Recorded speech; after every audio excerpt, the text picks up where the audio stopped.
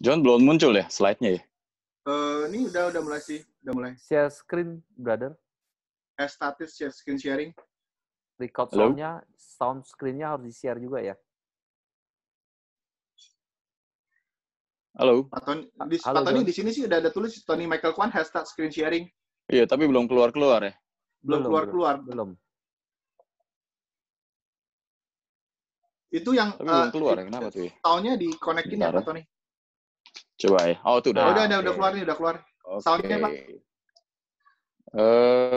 Nggak ada suara sih. Tapi suara gue kedengeran ya, teman-teman ya? Kedengeran kok, kedengeran. Kedengeran ya, oke. Jadi ini basically sebetulnya materi 3 NBO yang gue pakai, tapi di flyer itu gue kagak tulis NBO ya. Oke. Langsung aja judul tematiknya ya. Kayak ini Survive and Thrive During the COVID-19 Crisis ya. Kemudian ini yang dengan judul Reinventing Yourself, Life After a Business Failure and Jobs Loss. Oke. Yang baru aja kemarin itu adalah New Era for Business and Business in New Era. Nah, keren. Kenapa gue kasih 3 ini, teman-teman? Nanti lo orang bisa lihat, walaupun judulnya kita match berbeda-beda yang menarik, basically essential materinya nggak, hampir 95% ya the same gitu. Hanya beda beberapa hal sedikit. Nah, ini biar, ini kan rata-rata leader banyak ya, ada agent juga. Jadi ini men-trigger kreativitas kita lah. Gue bukan ngajarin ya, gue yakin lo orang di sini udah pada lebih hebat lagi juga ya, gue juga akan belajar nantinya. Cuman gue share apa yang gue lakuin aja, sehingga nanti kita saling melengkapi ya. Di bisnis ini kita saling melengkapi, nobody's perfect. Oke? Nah, udah bisa mulai ya, John ya? Mulai Pak, mulai. Waktu dan tempat dipersilakan. Oke, ini Sunday Punch yang memang dipersingkat untuk acara NBO.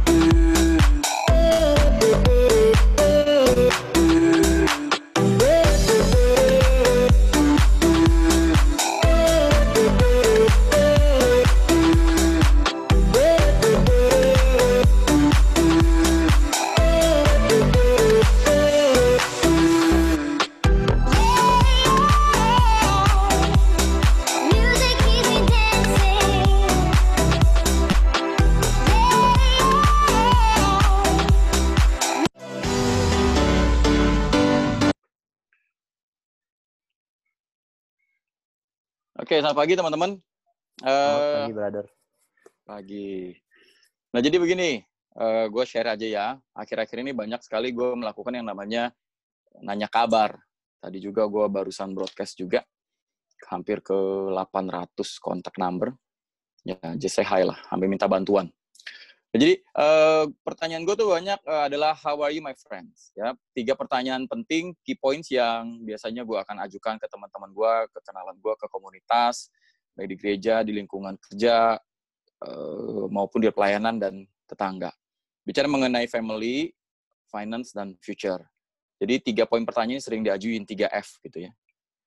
Tapi kalau saya bertanya tentang family, ya rata-rata mereka muka, raut wajah, dan suara sama aja sih, nggak terlalu berbeda. Paling cuma bilang ya puji Tuhan semuanya baik, ya alhamdulillah, ya segala sesuatunya. Tapi ketika gue tanya tentang finance, tentang keuangan, bagaimana? Jadi, apalagi bicara mengenai kedepannya bagaimana? Itu bicara future. Teman-teman entah kenapa raut muka sama intonasi suara bisa berubah. Nah, itulah menjadi dasar kenapa akhirnya membuat acara pertemuan seperti ini ya, NBO dengan judul, dengan niat why-nya adalah membantu ya, helping others for a better life. Nah, nanti itu kan gue cerita, akan sharing, tapi gue skip dulu. Gue pakai kata gue lagi, ini banyakan teman di sini ya, jadi udah gue lu aja dah ya. Gak apa-apa kan, brother? Gak apa-apa ya. Dah ya. Jadi akhirnya saya skip dulu sebelum nanti saya bicara tentang finance and future. Saya bicara adalah me. Jadi mereka tanya ke gue, Pak Tony gimana? Lu gimana bro? Gitu ya. Ya, gue jawab satu hal yang harus kita lakukan adalah be realistic, rasional gitu ya, juga relevan dan empati itu penting. Jadi gue akan bilang tentu berdampak lah, semua usaha, semua bidang pasti kena dampaknya bro. Itu. Tapi kalau di gue lebih berdampak lebih kepada dalam hal kita menjalankan bisnis ini, lebih kepada metodenya. Biasanya kita ketemu secara physically live gitu ya. Sekarang kita harus terbiasa dengan virtually live gitu. Jadi ya lebih kepada dampak bagaimana kita metodenya aja sih. Tapi secara fundamental bisnis gue ya puji Tuhan nggak terlalu keganggu ya secara insentif, kompensasi dan sharing dan segala sesuatunya puji Tuhan nggak berubah. Gue bilang nggak keganggu. Sehingga teman gue ada beberapa dari mereka mengatakan, wah ini namanya security income nih, ini namanya sekuritas keamanan nih, keuangan, kata dia gitu ya. Nah, iya juga ya, dan bersyukur di situ ya teman-teman. Nah, itulah yang akhirnya gue mau sharing. Nah, dari komunitas yang gue miliki, tentu mereka ada pengusaha, ada profesional, ada karyawan. Nah guys, berjalan gue waktu ini, gue rasa lo orang udah pernah tahu ya, tapi ini sebenarnya ditujukan adalah bagaimana gue memulai NBO itu. Ya, sedikit masukan ya. Ini my way lah. Jadi, saya akan kasih lihat beberapa artikel yang berhubungan dengan apa yang dialami pengusaha. Dan saya yakin semua sudah tahu, sudah baca. Ya. Jadi, terutama sampai Kadin pun meminta bantuan dalam hal ekonomi. Bagaimana usaha di Bekasi tutup 6.000, bagaimana bergerak di garment pun 2 juta. Karyawan dia harus dirumahkan. Ya. Kemudian bagaimana juga transportasi, usaha transportasi itu teriak, kuliner juga teriak, penerbangan juga ya, dan perhotelan. Kemarin gue habis lagi jogging tuh, gue siap pagi kan olahraga tuh ya. Selesai biasanya ketemu sama tetangga di taman, kita jaga jarak aman, lalu ngobrol, terus tawarin, "Tuh lu mau beli hotel nggak?" Hah, kenapa? Temen gue mau jual hotel tuh, kata dia. Gue bilang, lu ngapain jual? Nanti udah keadaan lebih baik, lu bangun lagi aja tuh, jalanin lagi. Dia bilang, nggak sesimpel itu, bro. Ini kalau mau mulai pun, gue harus punya beberapa miliar, kata dia. Buat apa? Puluhan miliar. Buat apa? Bayar tunggakan listrik, telepon, segala sesuatu. Dan gue harus nyetok lagi barang, sayur, daging. Itu pun belum tentu tamu langsung datang. Dan teman-teman, itulah yang dialami ya. Penerbangan juga. Kalau Anda bisa lihat gambarnya sampai ke Boeing pun. Nah, ini kan bicara struggle yang dialami oleh pengusaha. Ya. Nah, pengusaha pasti punya karyawan dong. Apa yang dialami oleh karyawannya.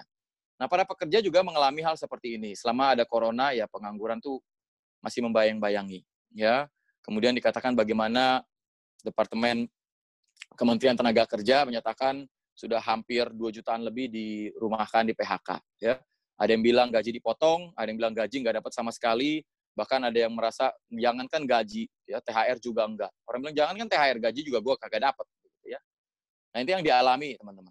Nah, kenapa menarik saya ingin mengajak kita untuk melihat yang ini nih, buruh perempuan, ya.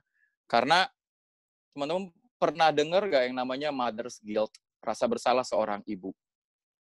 Nah, saya yakin mungkin sebagian dari kita pernah dengar ya, mother's guilt. Jadi kalau di bisnis kita itu, kita tidak harus memilih para wanita. Kalau di luar sana, mau nggak mau mereka harus memilih. Buah si malakama. Kalau ibunya kerja, dia harus mengorbankan waktu dengan anaknya. Tapi kalau dia bekerja, dia bisa membantu keuangan. Kalau dia nggak kerja, dia merasa ya ada stressful juga, merasa kok gue nggak bisa sumbangsih gitu ya di rumah aja, padahal sekolah tinggi misalnya begitu teman-teman. Nah, menariknya di bisnis kita ini, di industri kita ini, kita tidak harus memilih, bahkan kita dianjurkan untuk jalankan kedua-duanya. Dari 10 top produser atau top achievers di bisnis kita, itu 6-7 adalah wanita. Jadi saya, Joni, brother, kita yang cowok-cowok di sini barang langka sebetulnya. Ya. Nah, inilah beberapa sektor yang mengalami banyak sekali sektor dan banyak sekali pengurangan tenaga kerja. Oke, jadi itu dari sisi pengusaha dan pekerja, saya rasa teman-teman semua sudah tahu, saya hanya memberikan informasi ulang beberapa hal. Nah, kalau Anda lihat di slide di depan Anda, orang yang mengalami kehilangan pekerjaan banyak, tapi juga banyak juga dari mereka bangkit dan berhasil. Saya kasih sedikit contoh saja. 6 orang yang sukses ternyata pernah dipecat tuh. Kalau Anda lihat di layar Anda, ada Steve Jobs, ada Oprah Winfrey, ya, ada Walt Disney, ya, dan banyak lagi yang lain. Oke, kemudian kalau Anda melihat yang ini nih, ya, si Mark Cuban ini, dia juga sampai 3 kali dipecat, tapi pria ini justru jadi miliarder. Ya, aduh mohon maaf tuh ya, Pak Oyen tuh. Kelihatan deh notifikasinya ya, belum saya matiin. Oke, teman-teman. Jadi di tengah-tengah kesulitan nih Engkong Albert bilang begini, dia ngingetin kita. Di tengah-tengah kesulitan selalu ada kesempatan. Nah, jadi teman, Anda yang mengalami mungkin job loss atau business failure, jangan berkecil hati. Kita percaya segala sesuatu terjadi seizin Tuhan. Tuhan punya rencana untuk Anda mengembangkan, memulai, dan menciptakan sesuatu yang baru. Satu pintu tertutup, jangan terlalu lama melihat pintu itu tertutup, berdoa dan bersyukur, lalu melihat pintu banyak yang Tuhan sediakan terbuka, asal kita membuka mata. Sehingga Albert Einstein juga bilang adalah sebuah kegilaan kalau kita melakukan hal yang sama berulang-ulang, tapi mengharapkan hasil yang berbeda. Jadi, kita pengen punya hasil yang berbeda, yang lebih besar, income kita, ya kita harus melakukan hal yang berbeda. Nah, ini ingkong saya ya. By the way, teman, slide yang tadi saya tambahkan ketika saya bicara materinya adalah tentang job loss. Ya. Nah, ini juga saya ajak kita berpikir, ini tentang hibernasi, berhibernasi. Jadi beruang, habis makan, dia berhibernasi, lapar, dia keluar cari makanan. Udah kurus, dia cari makanan. Permasalahannya kalau dapat, syukur, dia tidur lagi. Kalau nggak dapat, ya mati. Atau dia sendiri yang diburu. Ya. Atau kita mau sebut di masa ini adalah bukan masa berhibernasi. Masa PSBB ini bukan lagi berhibernasi, sebenarnya adalah masa di mana kita bermetamorfosis. Ya, kita yang tadinya adalah ulet, yang sepertinya slow dan lambat, nggak kemana-mana gitu ya, nggak menarik orang nggak kenal kita. Jadi di masa lauk daun ini, ya lauk sama daun ini, kita menjadi kepompong. Ya, sehingga nanti kita akan menjadi menarik, indah, cepat, terbang, dan orang melihat kita, dan lebih cepat. Ya, jadi kalau selama ini mungkin sebelumnya Anda merasa income gue nggak kemana-mana, gue juga nggak kemana-mana, mungkin saat ini adalah waktu di mana Anda diizinkan Tuhan berfotosintesis dan menjadi yang lebih baik, lebih cepat, lebih indah. Ya, nah, teman-teman, sedikit informasi juga, ini kalau Anda lihat Shakespeare ya menulis karya-karya terbaiknya, itu sebenarnya di masa pandemi besar juga di masanya dia. Dia lauk daun juga, dia nggak boleh kemana-mana, dan dia menulis itu. Sama seperti Sir Isaac Newton, dia menemukan dan menulis, menciptakan karya dia bicara mengenai hukum, gravitasi, dan gerak, itu ketika dia nggak bisa lagi ke kampusnya dia, karena ada pandemi penyakit juga waktu itu. Ya.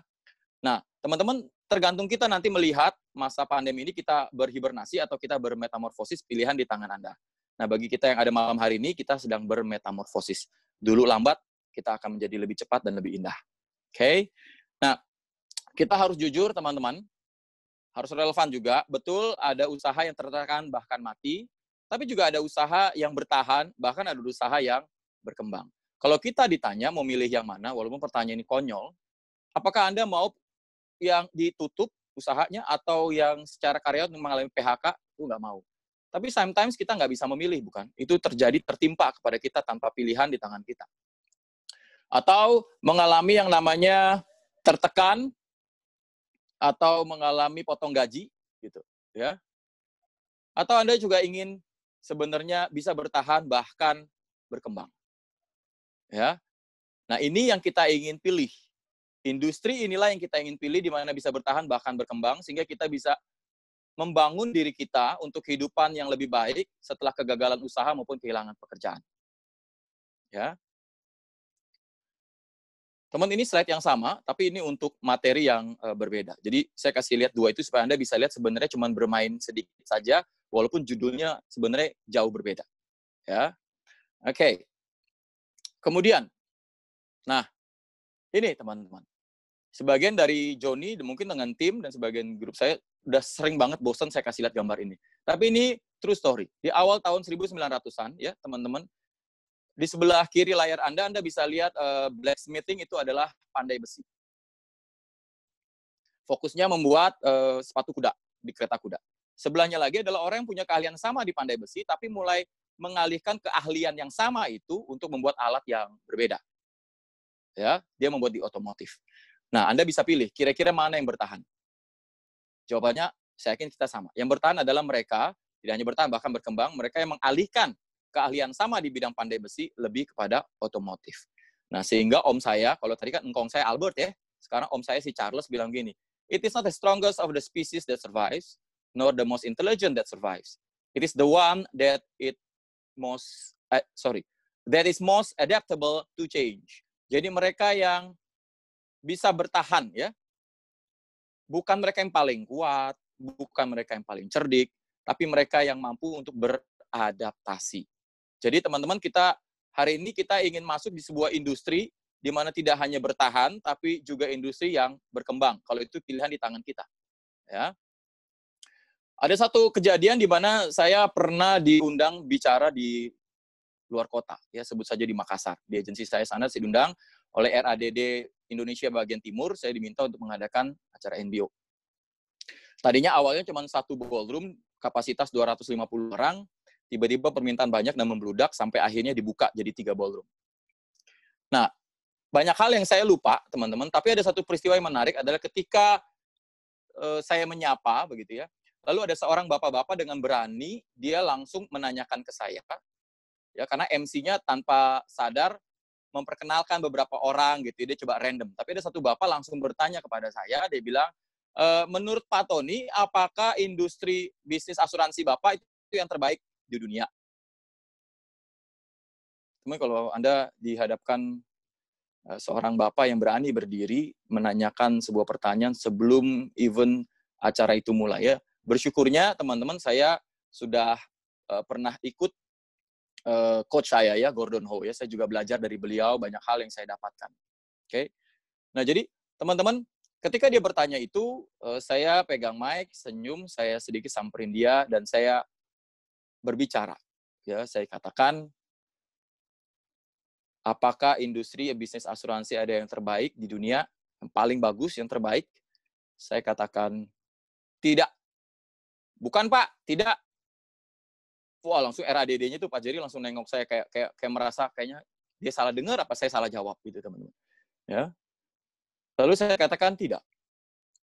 Tapi saya nggak pakai titik, teman-teman. Itu pakai koma.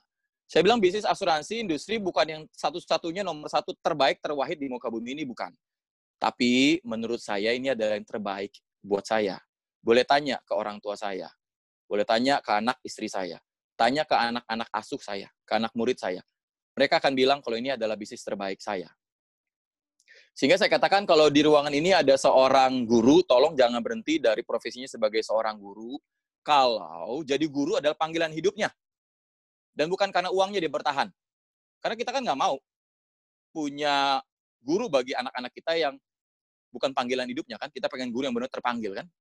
Kalau di ruangan ini ada seorang suster, atau ya tetaplah menjadi seorang perawat.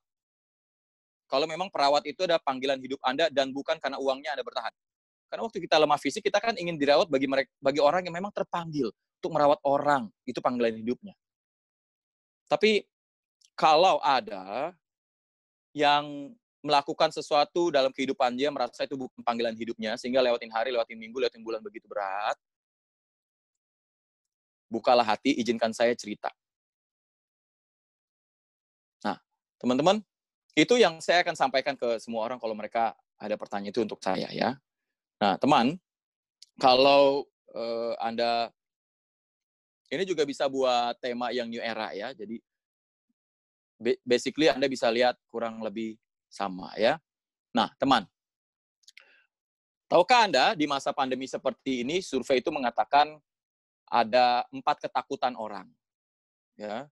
Tapi sebelum saya masuk ke situ, ternyata wabah flu itu yang menghantui dunia adalah virusnya yaitu aja, yaitu virus flu.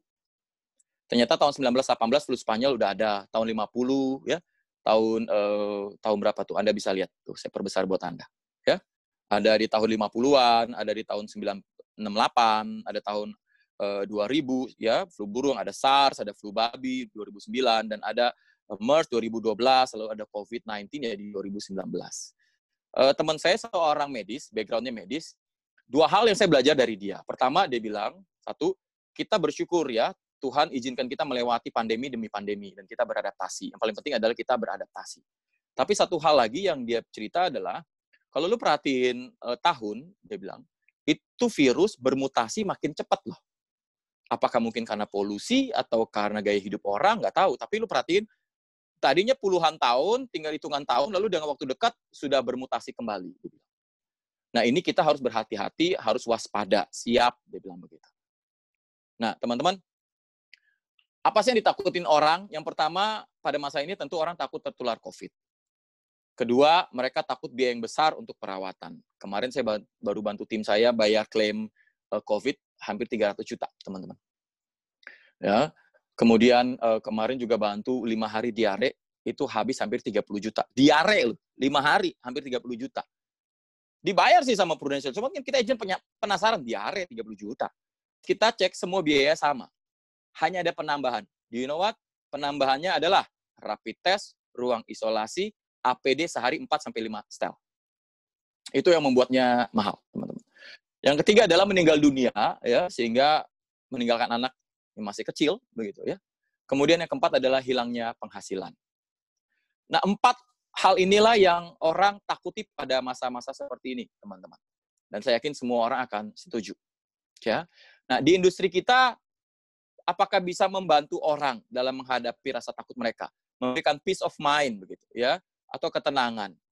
Nah, kalau Anda bisa lihat, di sini dikatakan oleh Forbes ya, bagaimana customer itu panic buying, nggak hanya beli vitamin, beli masker, tetapi mereka juga panic buying, shopping for life insurance karena COVID ini. Ya, jadi sebetulnya kita bisa menjawab, itu berarti jawaban untuk nomor 3. Ya. Nah, kemudian dikatakan juga nasabah Prudential melonjak sehingga Prudential harus menggenjot pelayanannya dia. Ya, Prudential membantu untuk menjawab nomor 2, yaitu bidang perawatan, dan nomor 3 juga kehilangan jiwa. Ya, nah bagaimana dengan yang nomor 4? Nah, di situ dikatakan bisnis asuransi mulai dilirik nih para manajer yang terkena PHK. Jadi di antara 4 ketakutan, nomor 1 kita bisa memberikan anjuran, kita bisa memberikan ajakan. Ya, tapi yang kita bisa involve, impact secara langsung adalah di poin 2, 3, dan 4. Nah, kemudian juga muncul pertanyaan, apakah ini hanya berlaku di masa pandemi? Bagaimana sebelum dan setelahnya terutama? Teman-teman tolong lihat data ini ya. Data ini mengatakan Anda sudah tahu penetrasi asuransi jiwa di Indonesia masih sangat rendah dibandingkan dengan pertumbuhan penduduk. Ya, hanya 1,3, 1,4% dari penduduk. Ya. Tapi ini menunjukkan apa? Ini menunjukkan peluang masih sangat amat luas. Bahkan di negara maju pun seperti Jepang, seluruh penduduknya sudah punya asuransi, itu pun masih cukup tinggi peluangnya. Kenapa? Karena satu orang bisa punya 5-7 insurance, teman-teman. Ya, karena di negara makin maju, tidak bisa hidup tanpa insurance. Nah, selain peluang masih sangat besar, peluangnya adalah milenials mulai sadar pentingnya asuransi. Ya, terutama mereka jaga kesehatan, jaga fisik, itulah sebab mereka juga mulai sadar pentingnya insurance, teman-teman. Ya. Nah, kalau anak muda emang ngaruhnya buat kita apa millennials? Indonesia itu dapat bonus demografi. Jadi di tahun 2020 sampai lebih panjang ke depan, dari 10, ya, ini rasionya dibilangnya, 70% adalah anak muda. So guys, peluang kita di industri ini masih sangat luas, amat. Dari jumlah penduduk, dari jumlah demografi anak muda, masih sangat amat luas. Ya, bahkan dikatakan negara yang paling banyak pengusahanya itu adalah Amerika, lagi disusul sama Cina. Ya, baru 12% Amerika itu aja menjadikan negara kaya. Sedangkan Indonesia baru 1,7 pengusaha. Nah, kita akan masuk di dalam satu bisnis industri asuransi, teman-teman. Ya. Nah, apalagi? Ini saya membahas bicara mengenai bisnis in new era for business. Sehingga bicara mengenai era seperti apa yang kita mau berbisnis, ya, dan bisnisnya harus yang seperti apa. Tadi sudah dijawab, bisnisnya seperti apa? Ya, bisnisnya di dalam yang bisa bertahan maupun bisa berkembang. Salah satunya ada life insurance. Fakta, data sudah diberikan. Terus era yang seperti apa? Eranya adalah era digital. Ya, di atas adalah proof force. Bisa tanda tangan lewat tablet, iPad, atau handphone. Ya. Sekarang juga bisa pertemuan lewat virtual. Ya. Bentar lagi juga untuk unit link sudah akan dilakukan. Nah, kalau di bawahnya adalah Pulse. Pulse itu di mana buat masyarakat umum, Anda juga bisa dapatkan perlindungan COVID gratis yang diperpanjang sampai 30 Juni, ya, per hari ini tadi sudah diumumkan. Anda juga bisa e-claim, ya, klaim lewat Pulse, oke. Bisa kerjasama dengan Alodoc untuk cek kesehatan, ya. Dan ini kenapa penting? Karena per Januari 2020, informasinya adalah ada 272 juta penduduk Indonesia. Nah, sampingnya Anda lihat yang warna hijau itu, 338 juta itu punya handphone. Lucu ya. Artinya apa sih? Artinya satu orang bisa punya 2 handphone sebetulnya. Dan itu hal yang umum. Ada 175 yang dia terkoneksi ya, secara di internet begitu.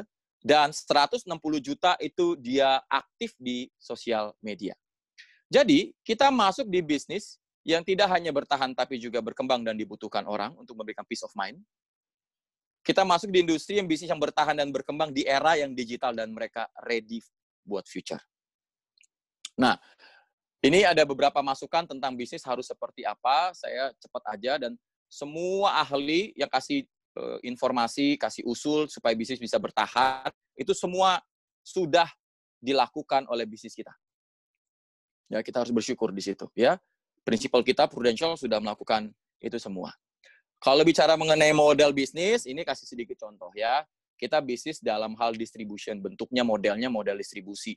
Kalau Anda lihat Aqua sebagai prinsipalnya, dia nggak langsung keluar jual ke masyarakat ya, dia ada depo utama, distributor yang besar, nampung. Habis itu baru ke depo yang lebih kecil, lalu masuklah ke agen-agen, baru ke masyarakat. Nah, bicara mengenai model distribution, begitulah Pruspirit, ini agensi saya. Begitulah juga dengan Vibe ya, agensi. Jadi ada prinsipalnya, pabriknya itu Prudential. Prudential bikin polis, teman-teman. Nah, dia harus ke depo utama, yaitu agensi. Lalu dia ke depo yang lain adalah AAD dan AD, baru ke agen-agen. Jadi kurang lebih analoginya seperti itu kalau bicara mengenai model bisnisnya apa? Ya distribution model. Tapi kalau secara income bagaimana bentuknya? Nah, begini. Ini ada orang nih. Orang ini dia kerja atau usaha lalu dia menghasilkan uang. Lalu dari uang yang dapat dia pakai bayar listrik, telepon, air, cicilan, segala macam, ya. Nah, atau ada juga orang yang begini nih.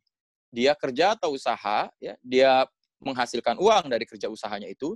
Setelah dia pakai untuk kebutuhan pokoknya dia, sebagian besar dia fokuskan untuk dia menciptakan aset.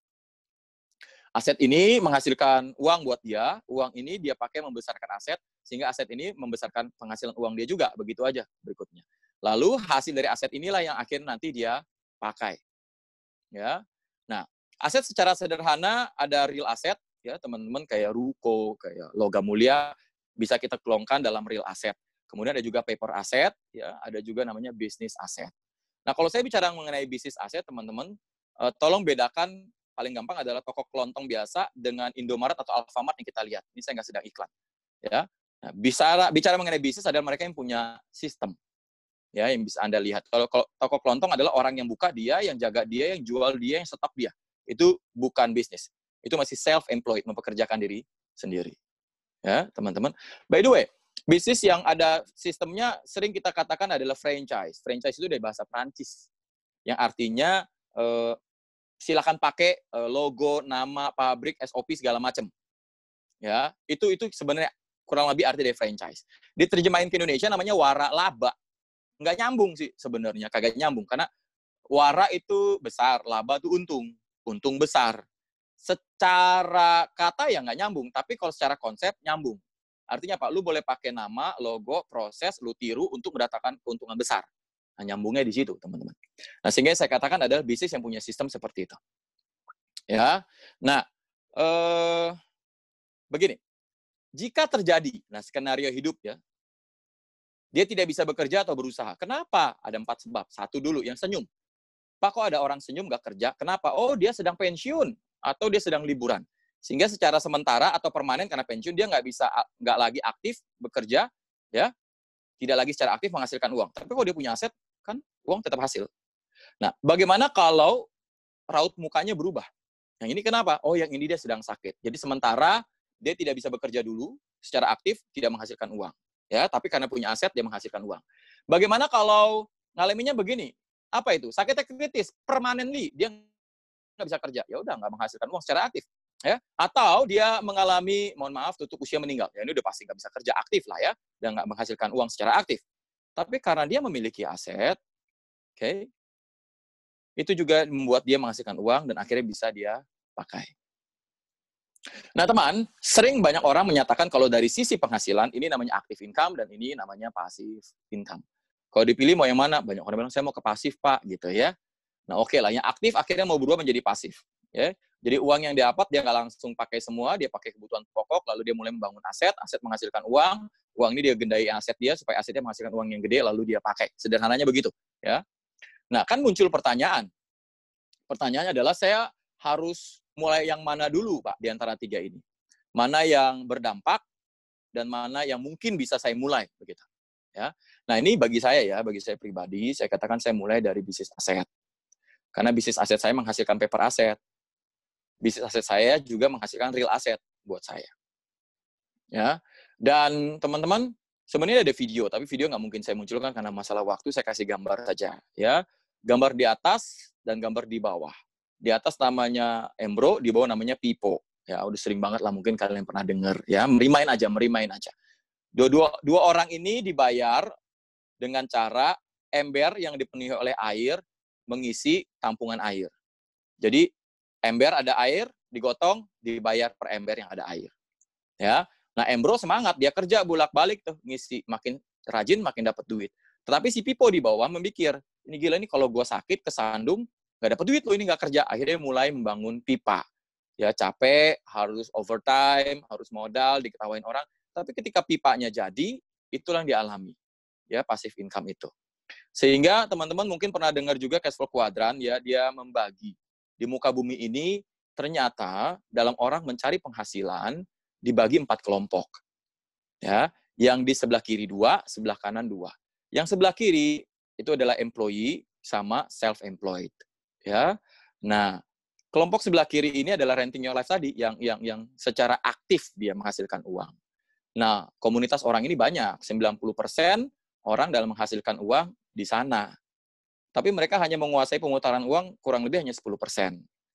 Ini nggak bisa disalahin ya, mungkin karena culture. Kayak kita lah, kayak saya dulu kecil, orang tua saya bilang, lu sekolah yang benar, lu lulus, nanti lu kerja cari pekerjaan yang bagus, yang gajinya gede. Itu hal yang umum. Hanya anak-anak pengusaha yang mengajarkan anaknya, lu sekolah yang pinter, yang baik, atau lu, yang penting lu dapat ilmu, lalu lu terusin usaha. Tapi kan nggak banyak ya. Gitu. Nah, bagaimana yang sebelah kanan? Sebelah kanan adalah kuadran yang bisnis sama yang investor. Ya, kalau bisnis itu adalah punya sistem menghasilkan uang buat dia. Kalau investor lebih sadis lagi, ya. Nah, ini yang kita bicara adalah passive income. Ini orangnya nggak banyak di muka bumi, cuma 10%, dikit. Tapi orang dikit ini menguasai pemutaran uang dunia bisa 90% karena duitnya banyak, orangnya dikit. Makanya kita sering bilang ya, orang kaya itu dikit gitu. Ini pertanyaan konyol juga, tapi kalau ditanya, lu mau yang mana? Mau yang di kanan? Kalau pilihan di tangan kita. Maunya yang kanan. Tapi di situ ada yang namanya limitation wall, ada wall pembatas. Ketika saya mempelajari ini, langsung terbesit pikiran saya, oh pembatasnya saya tahu, modal, duit. Ya. Tapi ternyata saya salah, teman-teman. Bukan itu yang nomor 1. Dan bukan itu yang jadi pembatas. Ternyata pembatasnya adalah mindset. Pola pikir, mentalitas. Kapital di situ juga ada time, ada education, ada skill, ada support, teman-teman. Ya. Nah, sehingga masuklah kita dalam satu pemahaman, ternyata fakta orang menjadi kaya di muka bumi ini persentase tertinggi bukan dari warisan, bukan jadi artis, bukan jadi dokter, bukan jadi CEO. Ada, tapi nggak banyak. Yang paling banyak 73% adalah dari jalur sebagai seorang pengusaha. Bahkan kita bisa berani katakan, oh ada loh pengusaha lulusan SMP aja jadi pengusaha, begitu. Ya, teman-teman. Nah, sehingga clear-lah kita ingin mempunyai usaha. Kita ingin mempunyai bisnis yang punya sistem.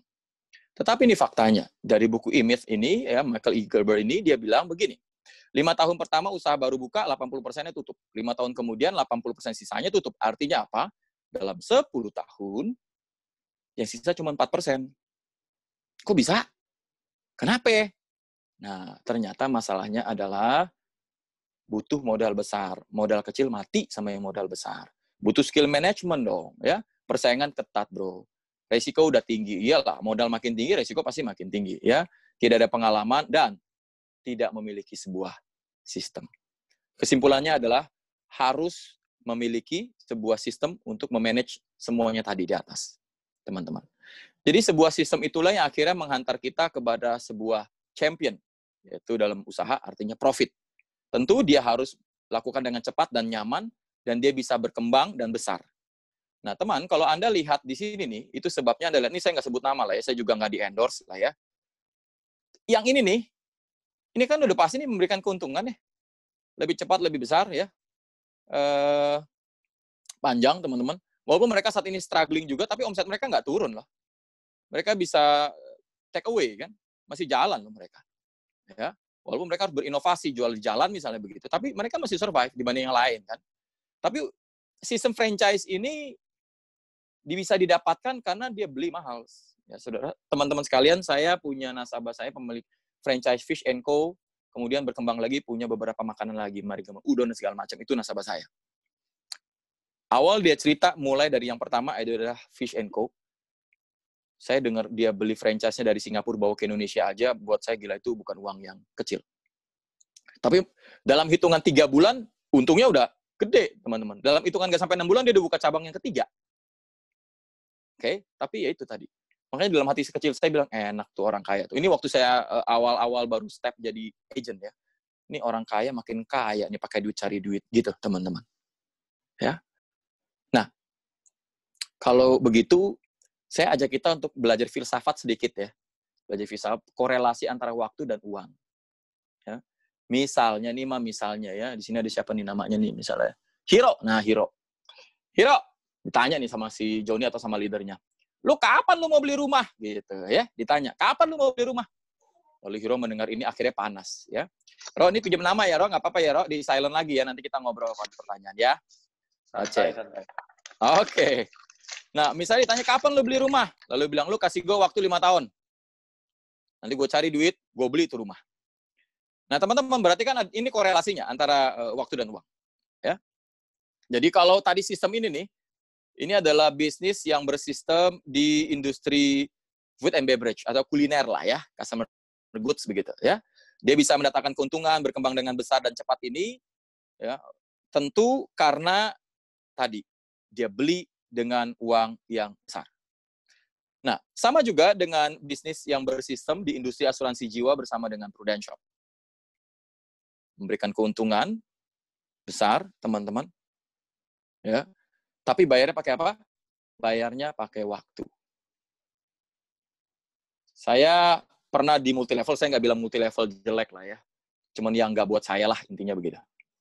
Saya pernah ngeliat upline saya, oh dia beli mobil baru, dia dapat mobil baru, oh saya suka sekali waktu Honda Jazz.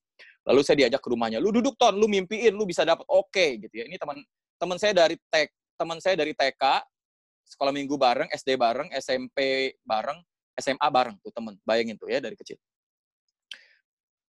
Pas saya datang ke rumahnya, teman-teman, itu rumah udah kayak apotik. Saya bilang, ini apa aja ada dia gitu. Stokis bukan kok apa aja ada gitu. Saya memang tahu orang ini cukup berada, teman-teman. Jadi untuk menutupi poin dan segala sesuatunya, dia beli sendiri. Pantesan aja dia hit target mulu, dia beli sendiri. Gitu. Ya. Sampai saya mikir, aduh, ini mah yang ada duit yang pasti menang lah ya. Pikir saya begitu, sempit lah dulu ya perumahan saya. Tapi ketika di Prudential, leader saya bicara mengenai Ton, anggap lu kuliah 4 tahun. Saya di join di Prudential itu masih akhir kuliah saya ya. Dia menganalisa lu kalau kuliah 4 tahun, lu lulus ngapain? Cari kerja, Ci. Cari kerja, gaji berapa? Dia suruh saya hitung. Sampai satu titik saya mentok, bener, nggak bakal bisa beli rumah, mobil, dan segala yang saya inginkan dalam waktu yang saya inginkan, teman-teman. Tapi dia memberikan saya skema bisnis di Prudential, lalu dia sambil bilang begini, selesain kuliah kamu, Tony. Baik ya, lihat saya, selesain kuliah kamu. Bikin bangga orang tua. Nah, di Prudential, anggap kamu kuliah 4 tahun. Lulus, langsung posisi kamu agency manager, langsung income kamu 100 juta. Teman-teman, 4 tahun saya di Prudential, ya. Selesai 3 tahun, di awal tahun keempat, saya lagi ke puncak, lagi ada acara, saya langsung dapat transferan 2 kali 125 juta. Itu sampai Eriko, kalau si Joni kenal, sampai Eriko ambil handphone saya, dia lihat, bener dia hitungin sama dia. Saya muka biasa aja, padahal dalam hati saya juga sama kagetnya. Jadi, mobil saya penuh dengan agent saya ikut acara di puncak, tiba-tiba semua liatin handphone mereka, SMS waktu itu, transaksi komisi, mereka tanya saya bilang, nih lu lihat sendiri dah, gitu ya, saya lagi nyetir, gitu. Dia lihat, lalu dia scroll ke atas, dia jumlahin satu bulan itu, karena kan waktu itu kan sebulan 2 kali, 125 juta. Dia kaget, saya kaget dalam hati, muka biasa. Tapi langsung gila ya, bener-bener kata leader gue 4 tahun, 100 juta bahkan lebih gitu, teman-teman. Oke, nah, kembali lagi. Sehingga saya di Prudential, saya nggak beli pakai uang, karena uang saya nggak banyak, waktu itu saya hanya beli pakai waktu. Semua punya waktu. Kaya, muda, tua, miskin, cakep, ganteng, cewek, cowok, semua punya waktu. Tapi kalau uang, belum tentu semua punya. Jadi menurut saya, this is a very fair business. Ya. Nah, kembali. Industri otomotif itu kalau Anda bisa lihat, bisa penuh macet, ya, karena Toyota, Yamaha, Honda, dan segala macamnya, mereka sebagai pabrik membuat alat transportasi ini. Tapi dia nggak jual sendiri. Anda tahu dong partnernya, namanya ada Wahana Honda Motor, Astra, Auto 2000, dan segala macam. Nah, korelasinya dengan kita apa? Sama. Di Prudential, bisnis berfranchise di industri asuransi ini, ya, di mana penetrasinya masih sangat sedikit, jadi peluang masih banyak. Prudential masuk ke pasar ini, dia nggak bisa sendiri, dia perlu partnernya.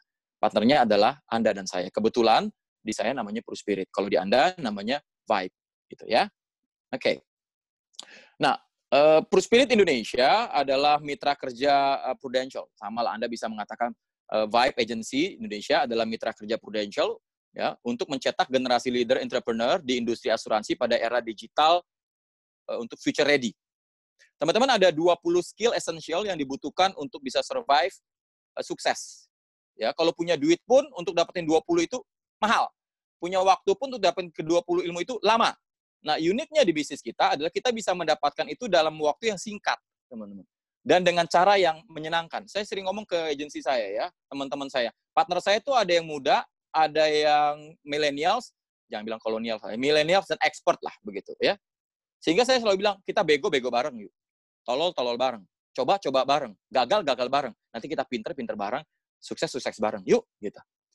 Teman-teman, bayangin. Jangan bilang buka Zoom. Download Zoom-nya aja nanya. Itu Zoom ambil dari mana? Katanya. Zoom ambil dari mana? Ditanyain. Teman-teman, ya. Kemudian saya kasih flyer, udah bikin begitu flyer, lalu ada yang WhatsApp saya, Pak, itu flyer bisa munculin nama sama foto gimana caranya? Nah, coba deh teman-teman pikirkan gimana ngajarin orang yang seperti itu. Bikin step by step. Oke. Nah, teman-teman, 20 esensial itu apa sih sebenarnya harus kita miliki untuk bisa sukses dalam segala bidang? Pertama adalah sales.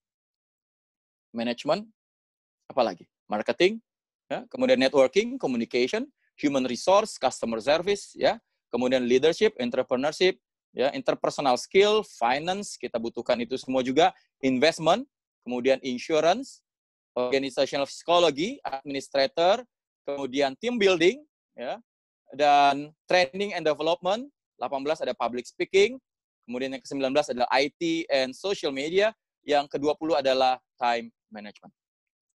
Nah, teman-teman, Anda memiliki 20 skill ini, Anda survive dan akan berkembang bahkan di bidang Anda.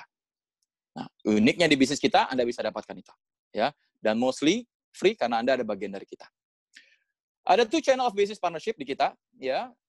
Itu adalah yang namanya PruVenture, satu lagi namanya Spirit Venture. Atau kalau di Anda sebut namanya Vibe Venture, it's okay. Ya, you name it by yourself aja, sebutin nama aja sendiri. Ya, perbedaannya apa? Basically serupa lah, tidak ada perbedaan yang signifikan.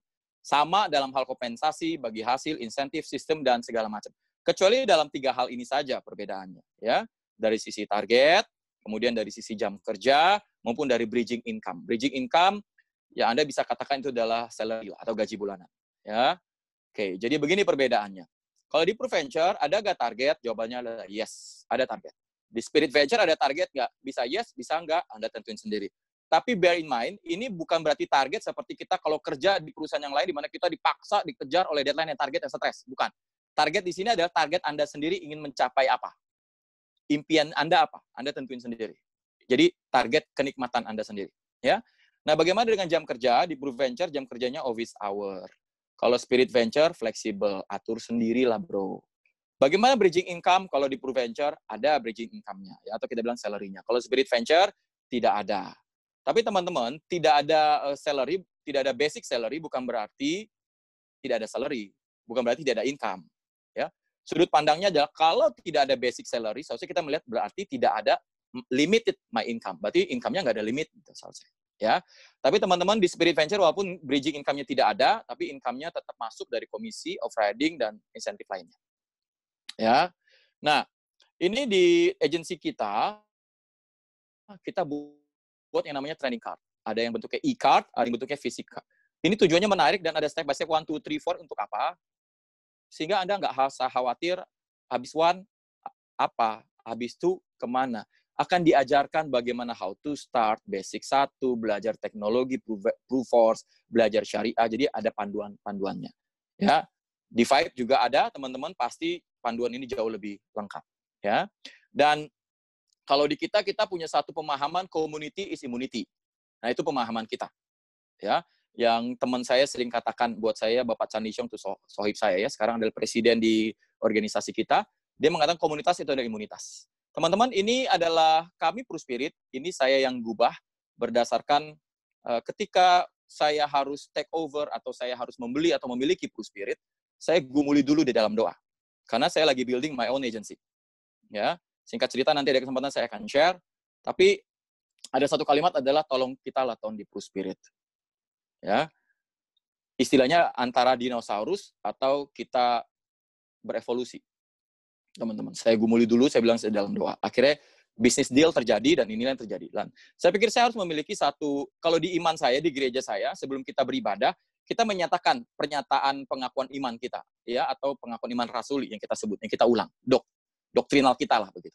Saya ingin buat sesuatu yang juga teman-teman bisa ucapkan sama-sama. Ternyata saya mikir, saya sampai hire profesional loh untuk konsultasi loh, bayar loh teman-teman. Tapi ketika habis nge-gym, pala kena air dingin, lancar loh. Langsung bisa banyak ide dan mikir. Kadang-kadang sampai saya lupa, ini gue udah sampon, udah bedak. Udah sabunan belum ya? Kadang-kadang lupa teman-teman. Ya udahlah sabunan lagi deh, ulang gitu ya. Sambil mikir, sambil mandi itu lupa kadang-kadang. Saya lupa ternyata sejak awal dari agent ada satu credo yang kita sering ucapkan, bahkan dalam bentuk nyanyi, yaitu we are number one. Jadi akhirnya saya buat itu teman-teman. Tapi make it personal buat kita. Nah, ini setiap saya merekrut, saya minta partner bisnis saya yang baru, saya minta dia baca. Lalu saya minta dia tolong cari beberapa kalimat, 1 atau 2 kalimat, atau cuma 1 nggak apa-apa, yang menyentuh hati lo. Guys, saya nggak pernah nanya apa yang menarik buat dia, apa yang logika dia senang. Saya nanya apa yang menyentuh hati. Karena believe it or not, ini banyak leader-leader senior, banyak nasabah Anda yang besar-besar, bahkan closing, bukan karena Anda bisa sentuh logiknya, Anda bisa sentuh hatinya. Makanya dia closing sama Anda, loyal sama Anda. Nah itu makanya waktu rekrutmen juga saya tanya apa yang menyentuh hati lo. Teman-teman saya bacain ya. Kami Pruspirit, kami bersama meraih impian, dalam kesatuan kami bekerja. Peduli dan kualitas, inilah kombinasi terbaik kami. Visi kami satu, yaitu menjadi nomor 1. Misi kami baik, yaitu melakukan yang terbaik. Kami prudential, kami Pruspirit, dengan karakter riang, kami hadapi keraguan. Dengan karakter terbaik, kami lewati semua tantangan. Kami prudential, kami Pruspirit. Mengerahkan yang terbaik yang kami miliki karena kami percaya kami nomor 1. Kami prudential, kami Pruspirit. Kami terus melangkah dan meraih yang terbaik. Kami saling menolong untuk mencapai impian. Kami prudential, kami Pruspirit, kami nomor 1. Teman-teman, ketika saya minta setiap partner baru saya untuk baca, saya tanya mana yang menarik buat dia. Teman-teman, 85% menjawab kalimat ini. 80% menjawab kalimat, kami saling menolong untuk mencapai impian. Banyak alasan mereka, teman-teman. Terutama ada juga bilang, di kantor gue mah yang ada sikut-menyikut. Depan bos ngomongin siapa, belakang bos ngomongin siapa, kata dia gitu. Oh, di bisnis gue mah saingan, ada ide-ide sekian mah simpan-simpan sendiri. Gitu. Sehingga dia tanya, apakah itu betul? Saya bilang, yes. Mau lihat nggak buktinya? Boleh, saya kasih lihat. Jadi, teman-teman, ini sudah akan masuk ke dalam speaker yang kedua. Ya, kalau kita sering bilang nama testimoni, cuman saya nggak bilang testimoni. Saya bilang main speaker, which is itu saya. Satu lagi dia adalah speaker, yang akan ganti testimoni. Saya kemarin dibantu oleh 3 orang, kayak si Laura Suseki, ya dia mantan business consultant. Income dia dalam 1 tahun naik jadi 1000%. Lalu sama Firman Setiadi, itu income dia growth 4000% dalam waktu 1 tahun. Ya, dan Andi juga yang lain. Tapi saya ajak mereka untuk melihat di bisnis ini kita bertumbuh tidak hanya secara income, kita bertumbuh secara intelektual, bertumbuh secara kemampuan berbicara, bertumbuh secara mentalitas, dan kita melakukan itu dengan suasana menyenangkan. Kemudian dampaknya adalah kita ajak orang juga untuk sukses, orang juga fun, orang juga bertumbuh. Dan kita juga berpengaruh kepada nasabah yang kita bantu untuk kehidupan mereka lebih baik. Klaimnya mereka. Nah, saya ajak mereka untuk melihat ini, teman-teman, sehingga mereka bisa lihat feel bagaimana join di bisnis kita. Saya yakin di Vibe juga ada boleh ceritakan. We all share the same destination. We all work together as one. there is only one vision, and that's to be the number one.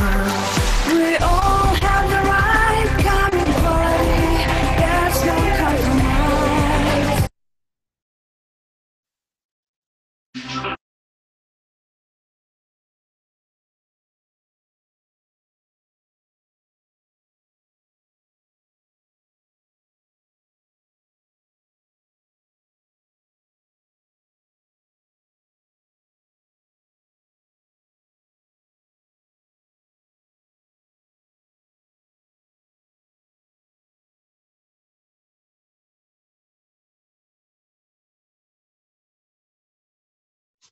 Kayaknya nge-lag ya, Pak. Nge-lag bro.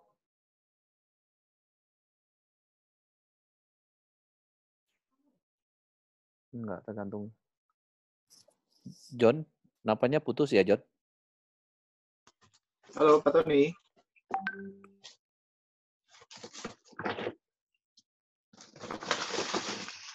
Halo.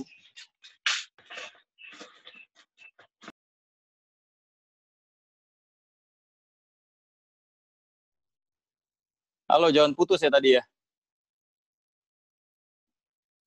Iya, tadi kayaknya keputus ya, Pak. Iya, keputus ya tadi ya. Kalau malam memang begitu jaringannya ya. Iya. Oke, jadi ini yang saya kasih lihat ke mereka. We all share the same. Kalau Anda bisa lihat itu sebenarnya artinya apa yang saya baca tadi sebetulnya. Di tempat ini hanya ada satu visi. Dan itu adalah menjadi nomor satu. Kita semua memiliki kombinasi yang tepat, peduli dan kualitas tanpa kompromi. Melakukan yang terbaik adalah misi kami. Itu sesuatu yang kami perlu sadari. Sesuatu yang sangat spesial di mata kami. Siapa kami? Kami Prudential. Kami adalah orang-orang yang memberikan semua yang kami miliki. Dengan karakter yang riang, kami mengatasi semua keraguan dan tantangan. Karena kami punya alasan kuat, kami nomor satu.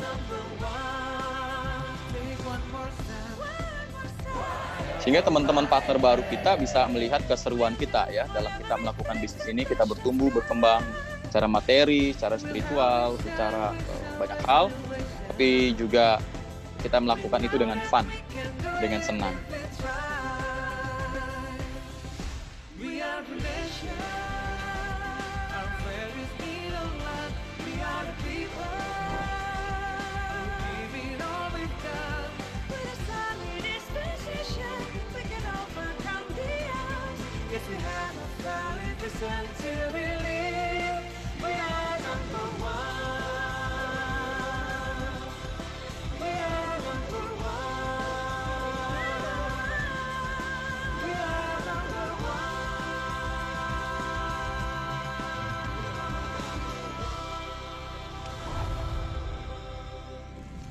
One spirit, one team. Nah itu setelah itu langsung masuk ke bagian speaker yang kedua. Dia akan cerita. Sebenarnya pertanyaannya lebih moderator ya, jadi ditanya. Jadi lebih menanyakan 3 hal.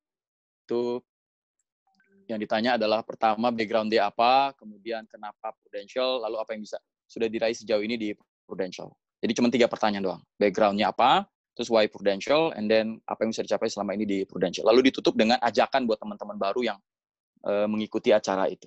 Oke, ini ada beberapa dari mereka. Oke, teman-teman, itu aja dari saya. Saya sharing bagaimana kemarin sempat ngomong sama Johnny. John, mau materinya seperti apa? Mau materi gue bawain NBO nggak? Boleh, Pak. Oke. Jadi ini teman-teman yang saya lakukan ketika saya NBO. Ya, saya yakin tidak akan jauh beda dengan teman-teman sudah pernah melakukan. Paling hanya variasinya saja. Ya, variasinya saja yang mungkin sedikit berbeda. Selebihnya Anda juga sudah melakukan luar biasa, saya lihat di Vibe. Ya.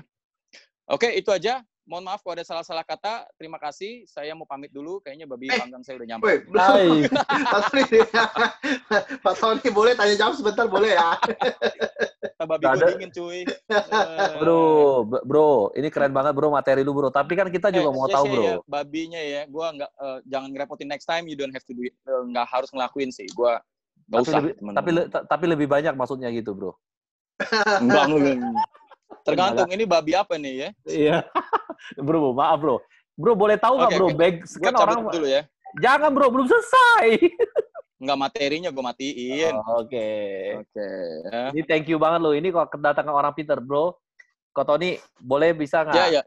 Kalau kita kan orang-orang baru, banyak orang baru nggak kenal lu. Boleh tanya nggak sih background lu apa sih bro? Background ya? Ya. Tadi Joni udah cerita ya, Joni?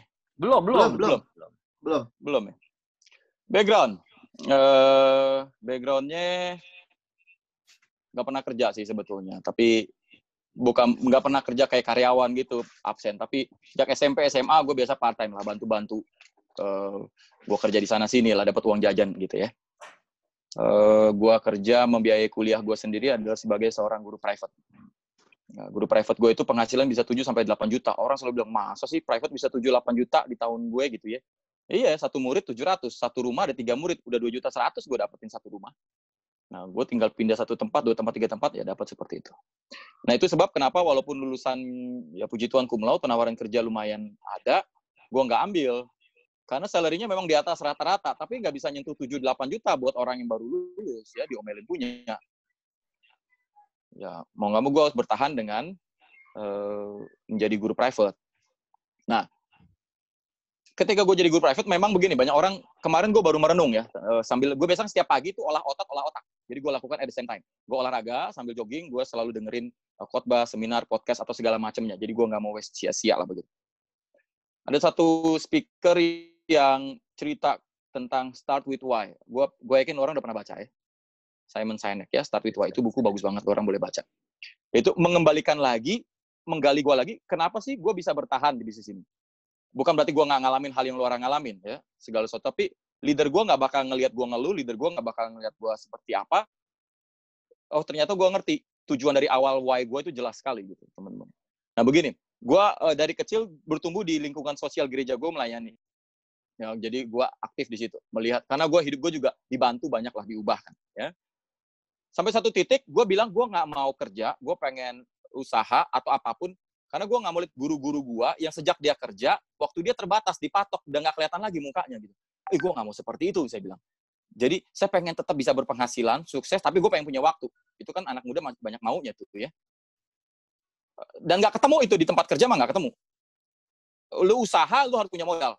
Gue pernah jual tas dari imported, pabrik gue ambil, gue keliling Jakarta, terus gue keliling Sukabumi, Bogor, Cianjur, gue masukin pasar demi pasar. Dan puji Tuhan, tas gue nggak laku. Satu pun nggak laku. Gue sampai jongkok di Cianjur tuh di pojok, jongkok kayak orang bego sambil megangin sampel tas gue 3 gitu. Ya Tuhan, satu aja kagak laku gitu maksud gue. Tapi ya gue bersyukur nggak laku. Kalau laku gue nggak di sini kali ya. Gitu teman-teman. Dan jadi dari awal dulu gue pengen punya waktu gue sendiri atur. Gue pengen punya keuangan gue sendiri yang istilahnya time freedom, financial freedom. Walaupun dulu gue nggak ngerti kalimat ini. Nah itulah akhirnya gue pilih itu. Dan tujuannya kenapa lu pengen punya time freedom, financial freedom? Nah, ini tagline yang selalu gue bawa ke grup gue sampai ke agensi gue adalah helping others for a better life. Nah, orang tanya life-nya siapa? Ya tentu life-nya gue, life-nya keluarga gue, life orang yang deket-deket yang Tuhan kirim untuk boleh berelasi sama gue.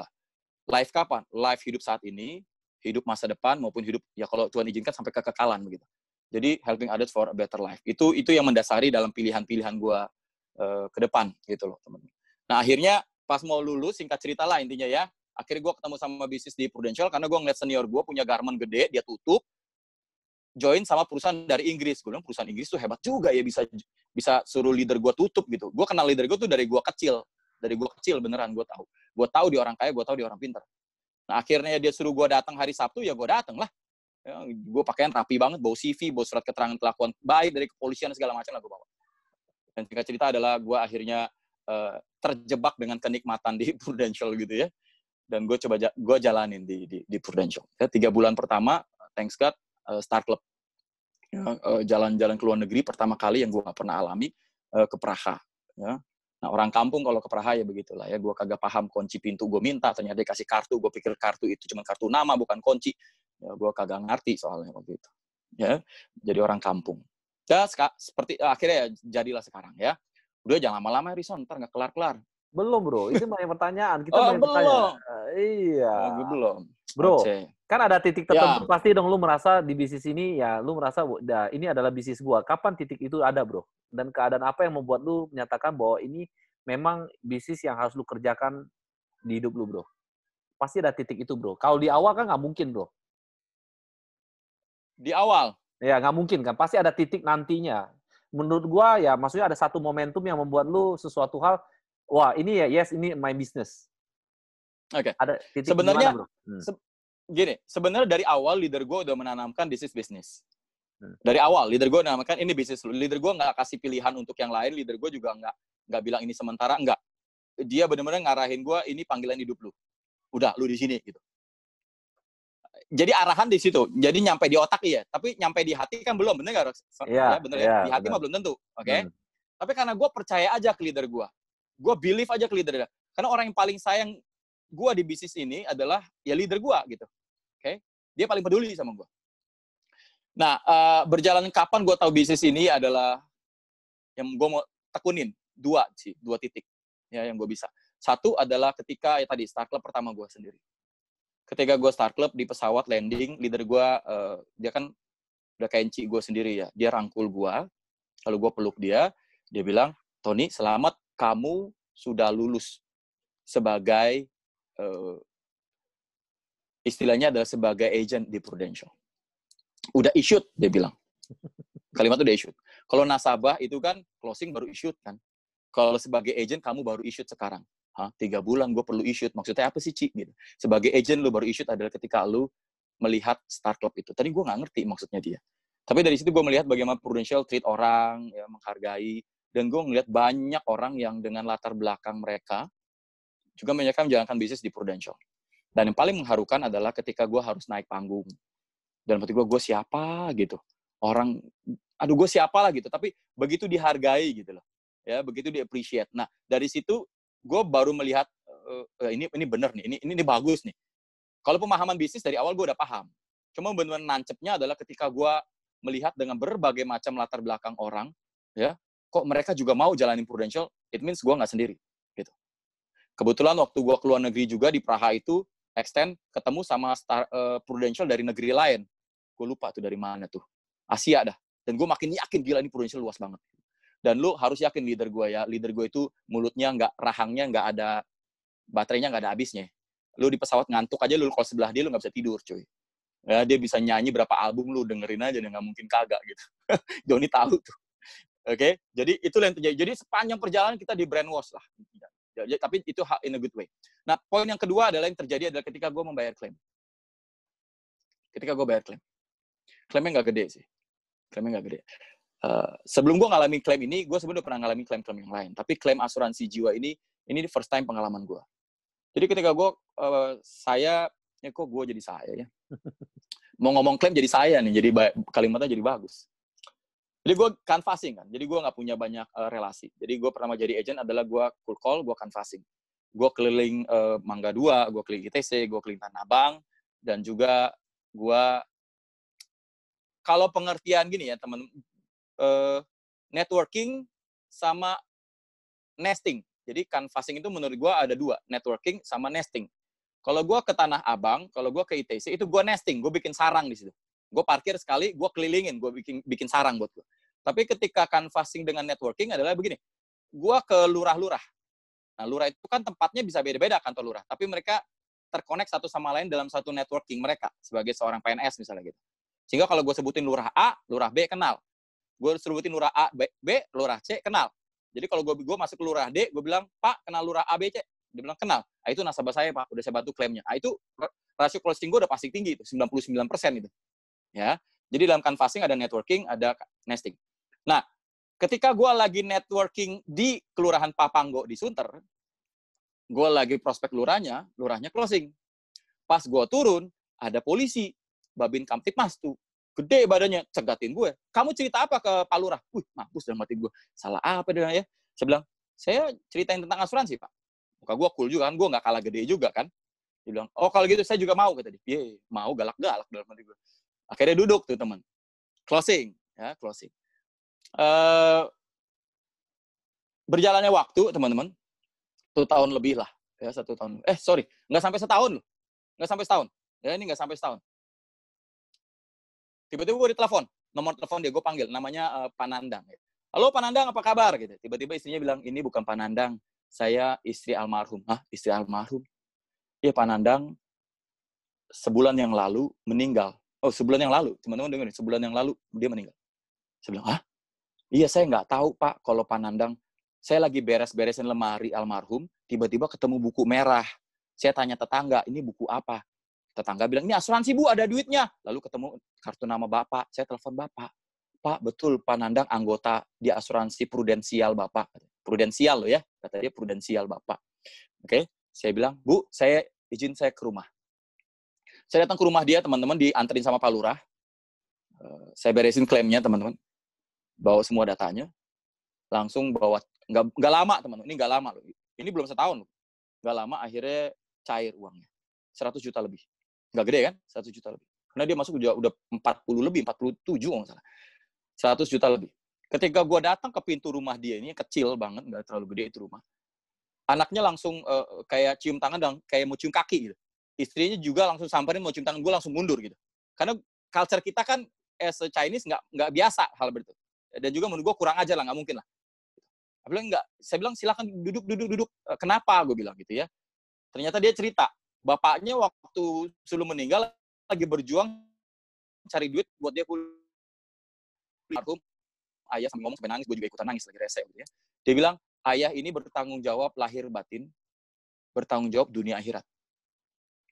Uang ini saya bisa daftar buat kuliah, Pak. Sisanya ibu mau buka warung di depan. So guys, ini polisi yang mengabdi 21 tahun buat negara. Gue dikasih lihat surat data yang dia terima dari negara. Jangan nyalain negara lah, ya memang kesanggupan negara seperti itu. Tapi dia hanya jadi nasabah di Prudential 7 months, 7 bulan. Dia dapat 100 juta lebih. Gue pulang, dapetin satu suntikan hormon endokrin yang banyak banget. Membuat gue satu satisfaction besar. Ini bisnis tidak hanya dalam hal yang gue mau tekunin secara keuangan, tapi betul helping others for a better life. Yang dulu gue pengen bantu orang di luar tembok gereja gue. Dan itu gue bisa lakukan. Jadi kalau lu udah ketemu why-nya itu kenapa, teman-teman, dan why-nya itu jangan dibatasi hanya jumlah uang. Orang punya uang yang banyak pun tetap aja bisa nggak puas. Tapi nilai melebihi materi itu apa?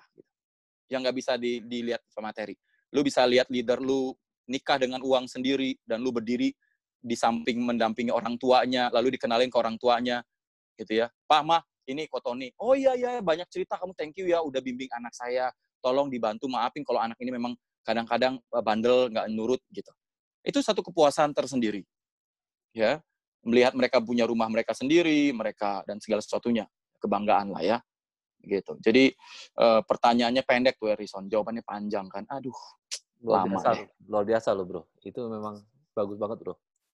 Bro, kenapa harus prudensial, bro? Kenapa prudensial? Gue udah pernah jualan ya.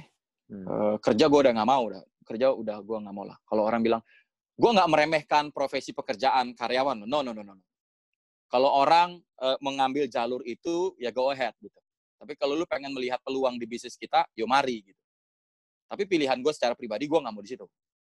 Karena gue udah tahu alasannya gue apa tadi gue cerita, gue nggak mau. Kalau bisnis, gue udah pernah cobain. Sampai satu pemahaman adalah makanya gue bilang gue harus punya modal, gitu. Nah, modal gue kagak punya. Ya, orang tua gue juga udah susah, udah bangkrut deh. Gue sejak kuliah aja udah bayarin listrik, air, telepon, biaya hidup di rumah. Bahkan kontrakan di rumah gue sendiri gue yang bayar di masa gue kuliah. Orang tua gue udah parah, udah bangkrut deh sejak Krismon deh. Ya. Nah, jadi berbisnis ya, yang gue selalu pikir ada berbisnis, gue nggak berpikir kerja gitu. Makanya ketika ditawarin sama leader gue, bicara ini adalah bisnis, bentuknya bisnis, ya gue mau ikut gitu. Tapi gue antipati tadinya, bisnis apa, multi level lagi, gue kagak mau gitu. Tapi dia ceritain ke gue, ini bukan gitu.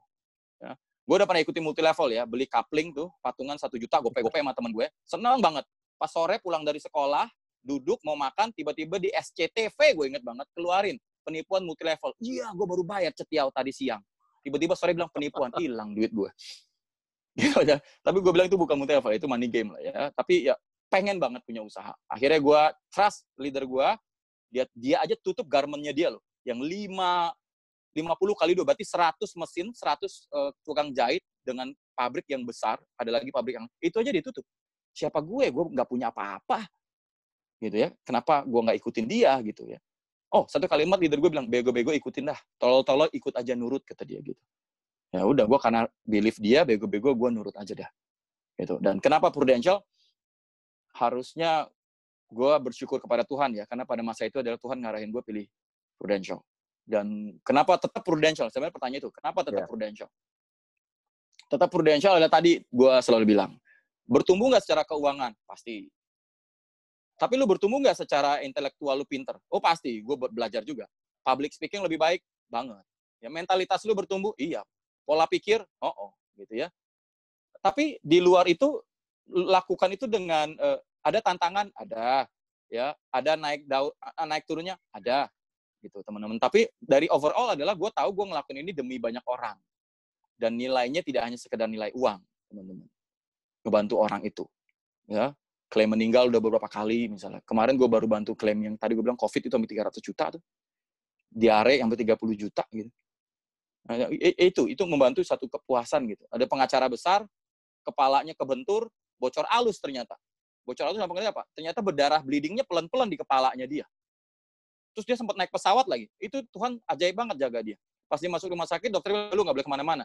Langsung dipompa darahnya keluar dari kepalanya dia. Dan itu jadi nasabah belum setahun, cuy, di Prudential.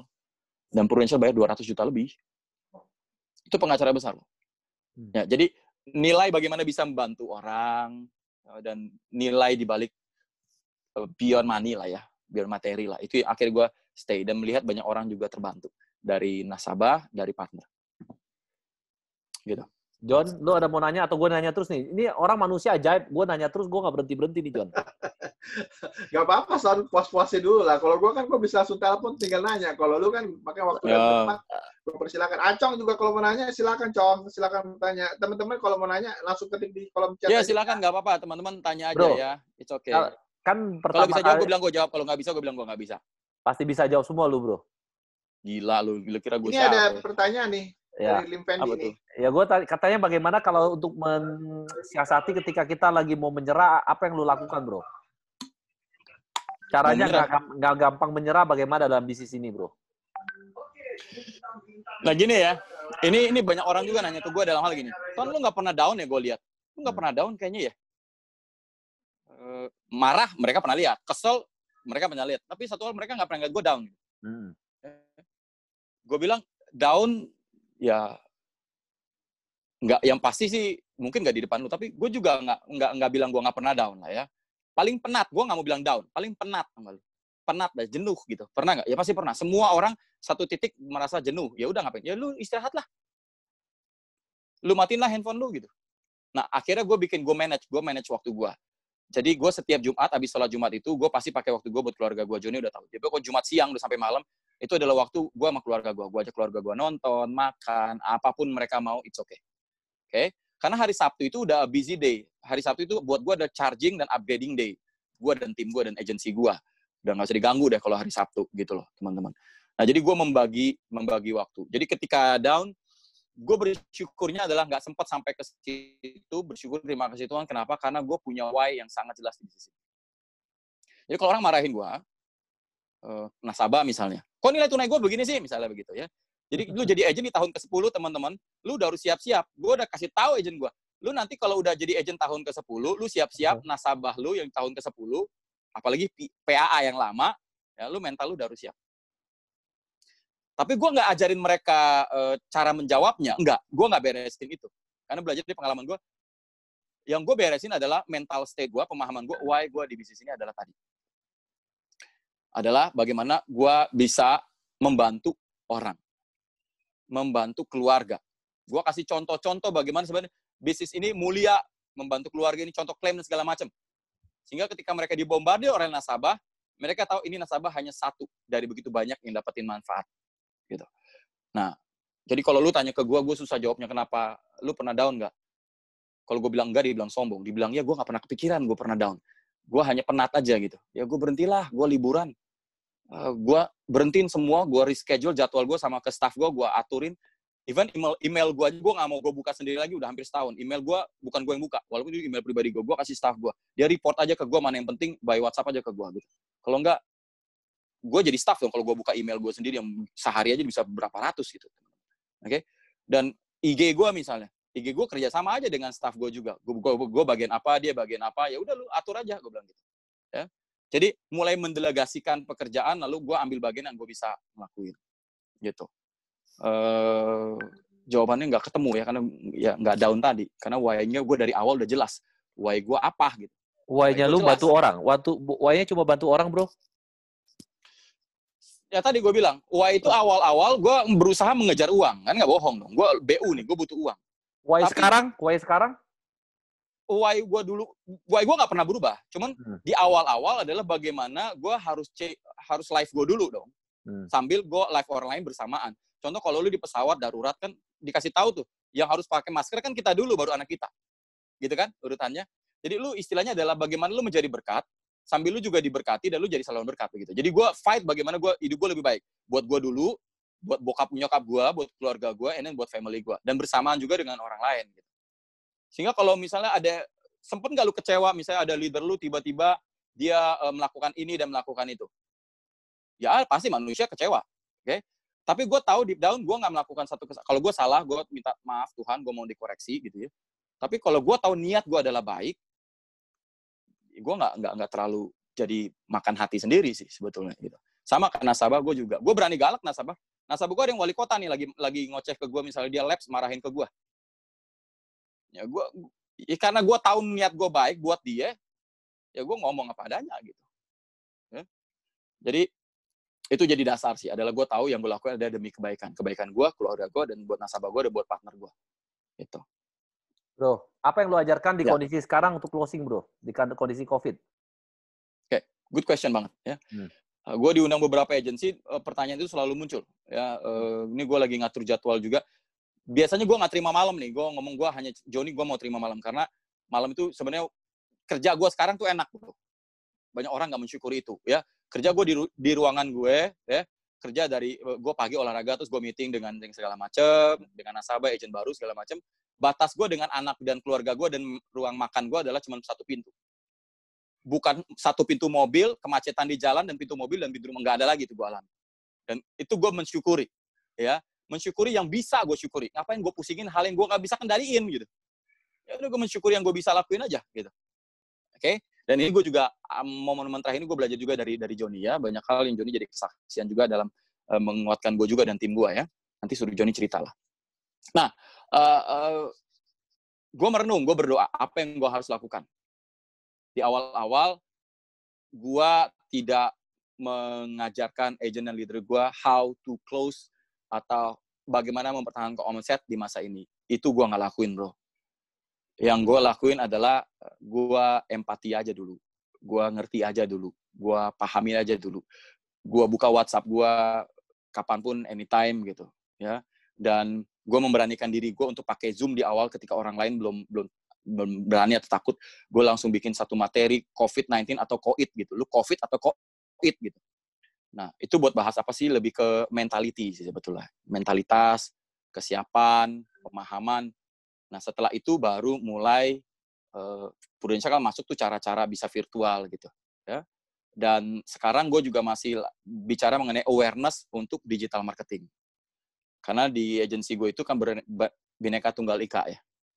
Bineka tunggal ika. Lu bukan dari kita dalam satu pohon pun mungkin anak kita ada beda pendapat. Lu bayangin bukan satu pohon, lu siapa? Lu masih muda, lu baru datang segala macam. Lu bagaimana bisa gain their trust gitu.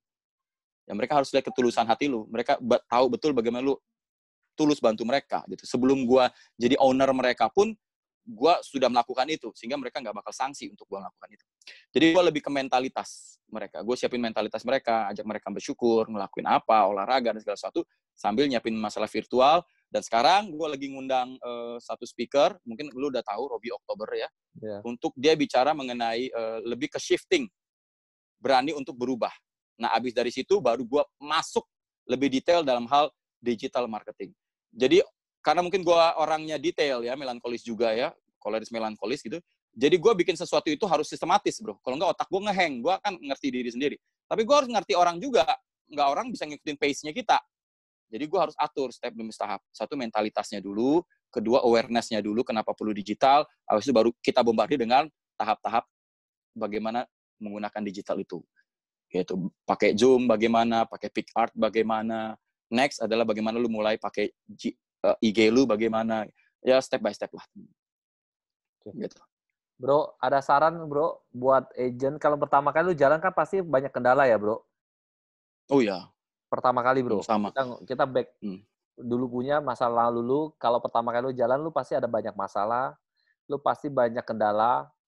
Ya kendala-kendala itu waktu lu datang, menurut lu apa sih ketika lu belajar dari pengalaman lu bisa kasih tips kepada orang-orang yang baru ingin menjalankan di bisnis ini bro? Oke. Kalau gue ketemu lurah, camat, kabak, wali kota gitu ya, orang pernah nanya ke gue, kok lu berani ya? Terus sekarang gue juga mikir, iya ya, kok gue dulu punya keberanian ya? Gue heran juga lu dari mana gitu ya. Tapi sambil berpikir, ya memang karena gue lagi kepepet deh loh. Gue pengen gitu. Nggak ada pilihan, no choice, ya gue nggak mau maju gitu. Nah, tapi yang gue pelajari adalah gini. Kadang-kadang kita tertipu oleh skenario sinetron di kepala kita sendiri.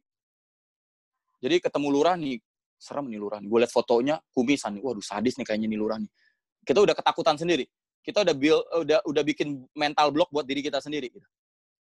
Nah, akhirnya bagaimana mengatasinya? Satu langkah. Ngapain?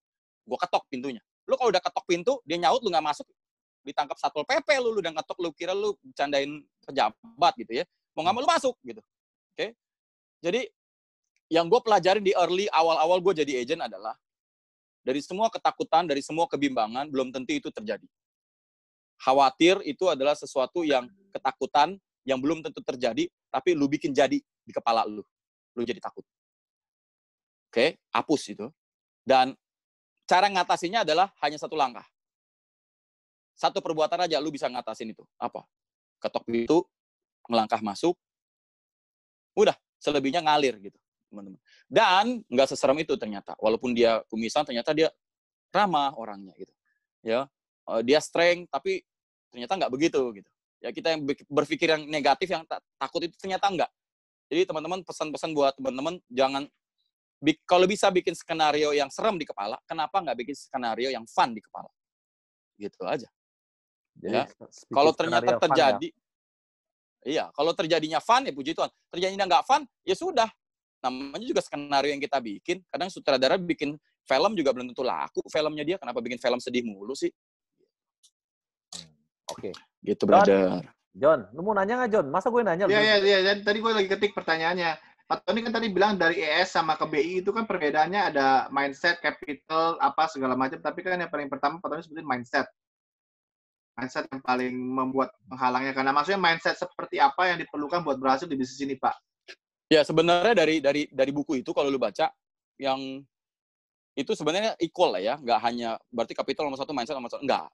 Itu mereka sama. Mereka perlu mindset, mereka perlu capital, mereka perlu yang lain-lain itu. Sorry. Gitu loh. Jadi, bukan berarti mindset yang nomor 1 sih, John. Oke. Tapi, mau nggak gue sharing tentang mind over body? Jadi, ini gue ngalamin pengalaman gue sendiri. Selama ini kan kalau gue olahraga, itu gue lebih kepada awal gue kardio. Karena gue tadinya 113 kilo. Jadi gue disuruh sama PT gue harus main kardio. Jangan langsung beban berat. Bisa hancur sendi-sendi lo. Jadi gue mulai dari kardio dulu, udah mulai otot gue udah toning, udah siap, baru gue main weight. Nah akhirnya gue main beban. Gue suka banget main beban. Karena konsum waktu tuh singkat banget gitu. Dan burning kalorinya lebih tinggi. Nah, ketika lu di masa lockdown begini, teman-teman, rada kesulitan. Kan nggak mungkin gue ke gym juga. Gitu. Nah, akhirnya gue balik lagi ke jogging. Lu, kalau orang yang biasanya pumping begitu, tiba-tiba lu suruh jogging, belum tentu resistensi dia kuat ya. Gue 20 menit, menurut gue itu gue udah luar biasa tuh, stabil 20 menit. Nah, gue sempat akhirnya ada satu titik, bilang gue pengen sampai 40, gue dobelin 2 kali. Tadinya gue pikir 2 kali gue dobelin, teman-teman. Dan gue lakukan apa? Gue lakukan pakai tadi. Gue sambil memfokuskan diri gue nggak ke fisik gue fokuskan untuk belajar, untuk mendengar, lebih fokus ke situ. Teman-teman, lu tahu nggak di percobaan gue yang pertama itu di mana gue fokusin apa yang gue pelajarin, gue cari hal yang menarik buat gue, pembicara siapa yang menarik buat gue download dan gue rekam itu. Dan gue bisa lari 65 menit. Dari 20 menit, gue lari 65 menit. Itu bukan lari kencang, sprint, enggak juga. Itu jogging, pace-nya normal, gitu, jogging. Tapi gue juga amazed sama diri gue bisa 65 menit. Ketika hit angka yang ke 40 menit, gue udah double nih, gila, gue bisa double nih. Lalu ada hati, udah lalu berhentilah, lu udah nyampe. Tapi kepala gue bilang, lu kalau bisa lebih, ngapain lu berhenti? Ya coba lagi. Nah dari situ gue belajar benar-benar namanya mind over body ya. Tergantung fokus lu kemana, lu kejar ke situ. Dan badan lu yang atur. Fisik lu yang atur. Dengan batas-batas tertentu ya. Gitu loh. Lu yang atur. Nah jadi, kalau gue pola pikir. Apa yang lu pikirin, itu badan lu ngikutin, teman-teman. Anda coba ikutin namanya Jim Kwik deh. Dia master brain ya. Mungkin pernah dengar ya Jim Kwik. Jadi hati-hati, otak kita itu kayak komputer. Dia nggak ada standar moral sebetulnya ya. Standar moral itu beda lagi bagiannya gitu. Jadi dia nggak bisa membedakan ini benar, itu enggak. Dia hanya bisa input aja. Jadi lu hati-hati apa yang lu ngomong. Jadi kalimat lu itu adalah bahasa pemrogramannya. Jadi hati-hati apa yang lu ngomong. Karena otak kita cannot tell the difference, kata dia. Jadi kalau lu bilang ke diri lu, anak bodoh, anak tolol, anak gak tahu apa, segala macam, itu ke program tuh, teman-teman. Jadi hati-hati apa yang mau kita ucapkan. Makanya kalau lu bilang tadi, gue bilang, ini masalah, gue ganti, sorry, ini tantangan. Nah gitu. Jadi bahasanya adalah tantangan yang bisa gue lewati, kan? Gitu. Jadi lebih ke kalimat. Kalau di iman kita, kalau di Nasrani adalah ya ucapan itu doa gitu ya. Jadi kita juga harus berhati-hati apa yang kita ucapkan. Gitu. Banyak baca deh, banyak baca. Banyak baca. Sebelum ditanya lagi apa? Banyak baca ya. Banyak baca. Gua kalau baca tuh sekarang bacanya gue rada cepat gue. Kalau dari awal gue liat buku ini terlalu banyak kosakata yang nggak penting, kayak dan, juga, jika, sehingga gitu ya. Itu buku tuh gue udah nggak pakai lah. Gue udah nggak mau wasting my time lah. Ya, tapi ada buku-buku yang gue tahu ini semua isi buku itu daging semua. Waduh, ini bagus banget. Nah itu gue baca. Gitu guys. Gila, keren bro. Bro, waktu kita juga udah mau habis. Gua mungkin ya, udah habis. Lanjutin 2 jam lagi dong. Ya, gue takut anak lu yang marahin gue bro. Iya, nih anak gue udah tunggu di depan aja. Bro, boleh nggak? Gue jarang speaker malam memang, karena gue buat keluarga. Tapi buat lu, paling gue gede ada Erison, gue bilang, oh ini nggak boleh ditolak nih bos ini. Oke lah. Nggak mungkin, orang Johnny doang kok yang ngomong ada dia. Bro, pengen tahu. Apa sih saja secara finansial yang lu dapat dari Prudent, bro? Kalau boleh. Ya, kan tadi katanya lu bilang ya, harus memberkati diri sendiri dulu, baru bisa memberkati orang lain. Ya. Karena kan orang bisa bertahan begitu lama karena pasti udah memberkati diri sendiri dulu dong, bro. Oh iya dong. Nah, boleh nggak, bro? Mungkin ini pertanyaan gue terakhir, mungkin Johnny terakhir lah, John. Gue terakhir, lu siap-siap pertanyaan pamungkas, John. Oke. Silakan, bro. Iya. Kalau dari sisi materi lah ya, istilahnya 4 tahun sekali lu mau ganti mobil, lu ganti dulu. Jangan kepikiran. Sekarang bisa, gue sempat punya 3 mobil dalam waktu yang bersamaan, dan bini gue sampai bingung tuh mobil buat ngapain ya. Gue bilang gue lebih baik ngebelai itu mobil, beresin tuh mobil daripada gue ngebelai yang lain kan. Bercanda, ini mah bercanda ya. Tapi akhirnya ya memang itu mobil sebulan kehitung jari tangan kepake. Akhirnya jual gitu. Beli beberapa rumah. Teman-teman harus tahu gue 22 tahun ngontrak. Jadi kalau orang tanya kerjanya apa bapak lu, gue bilang kontraktor. Ngontrak sono, ngontrak sini 22 tahun. Sampai umur gue 22, akhirnya gue beli rumah gue sendiri. Jadi ketika gue punya uang di Prudential, yang pertama kali gue beli bukan mobil, bukan motor bagus. Yang pertama kali gue beli rumah. Leader gue juga heran, yang lain juga heran. Tuh lu beli motor, beli mobil, biar nanti buat bisnis lu rekrut segala macam. Gue bilang, no. Gue tahu yang gue mau, gue tahu yang gue butuh rumah. Jadi pertama gue beli rumah. Nah dari rumah yang pertama, rumah kedua, ketiga, keempat, kelima, keenam, ketujuh gitu, gue beberapa invest ke apartemen. Terakhir gue baru selesai beli tanah, gue bangun 2 rumah, jadi plus COVID langsung datang gitu ya, langsung keisi sama orang. Ya duit lagi buat gue, ya 75 juta, 150 juta, ya oke lah, ya bayar sewa setahun, terima itu uang. Gitu. Jadi passive income, makanya tadi gue bilang bisnis aset gue menghasilkan real asset buat gue, menghasilkan paper asset buat gue. Ya. Kemudian terutama gue menikmati waktu. Gue nggak stres, nggak sepusing yang lain. Gue mau jalan-jalan kapan aja, gue mau pergi kemana aja, urusan gue nggak perlu absen sama siapapun. Ya. Dan gue bisa menikmati itu semua. Ketika istri gue, kok ke Jepang yuk boleh. Ya udah cari tiket, gue baru ngomong siang, kok ke Jepang yuk boleh. Malam gue pulang, dia udah keluarin tiketnya. Gila dalam hati gue. Untung suami lu punya waktu, punya uang lu. Lu tiba-tiba siang ngomong, malam langsung ada dapat tiket sama hotelnya gitu. Ya. Jadi kalau uangnya banyak, ya waktunya banyak, itu yang bersyukur bisa dinikmati. Ya, terutama karena sekarang di agency ya tentu ada hal yang lain. Ya grup lu berkembang juga ada hal lain. Terutama generation booster itu kalau lu hitungin itu dahsyat. Makanya kerja sama dan sama-sama bekerja gitu loh. Ya, jadi secara keuangan ya lu orang udah tahu lah, lu senior juga lah, duit lu juga banyak lah. Hanya gua lagi Kan lebih banyak lu, bro. Kan kita boleh belajar dari lu dong. Kalau doain ya amin lah ya. Kalau orang duit lu kan lebih banyak, lu lebih sukses, gua amin. Ya, kalau orang enggak lah, nggak mungkin. Oh, gua nggak begitu, gua mah. Namanya doa baik, kita aminin aja ya.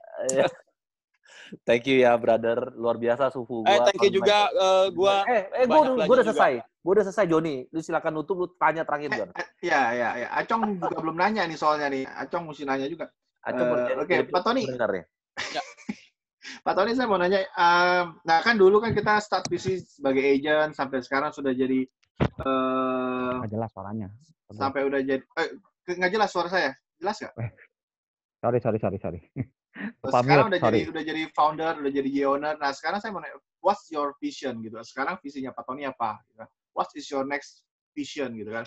Itu yang pertama. Itu mungkin lebih long term kan. Nah terus yang kedua mungkin short term lah. Kan tiba-tiba pasti things change dong. Tahun ini mungkin Blue Spirit tadinya udah bikin plan A, plan B. Tiba-tiba dengan era COVID kayak begini, suddenly semua pasti berantakan. So what's your plan gitu kan, untuk win in this year gitu kan? Maksudnya apa plannya buat tahun ini? Tiba-tiba tadi saya dengar ada sempat digital marketing atau apa segala macam ya. Nah jadi apa sih gitunya? Jadi yang pertama apa visi Pak Tony? Nah ini secara personal lah ya gitu ya. Nah atau mungkin ya secara agensi nggak tahu, terserah. Tapi yang kedua abis itu adalah apa plannya buat menang di tahun yang 2020 ini yang tiba-tiba kita harus bantu setir gara-gara COVID. Oke.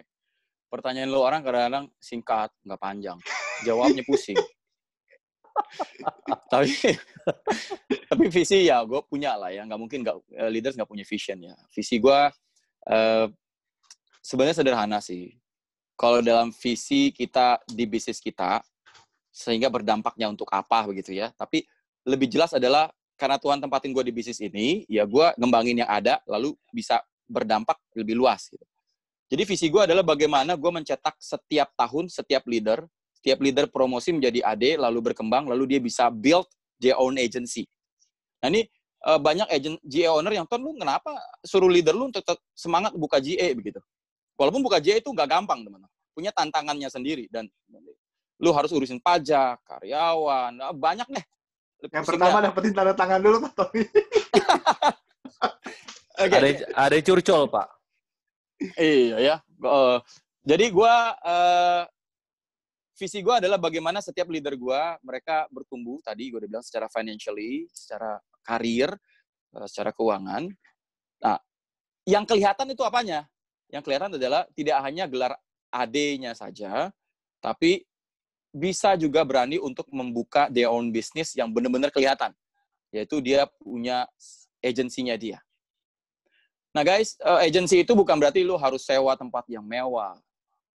Ini karena gue udah paham ya di dalam itu ya. Ini ke depan kantor gue juga banyak beberapa hal yang gue akan adaptasikan. Gue udah melihat teman-teman. Jadi banyak yang bisa kita lakukan. Gue kan udah diundang speaker di daerah, di kota, di pedalaman, di mana gue udah melihat teman-teman. Lu tahu nggak? Kita off ridingnya sama, GA owner tuh allowance-nya ke semua GA sama. Tapi kalau GA daerah enak pengeluaran mereka.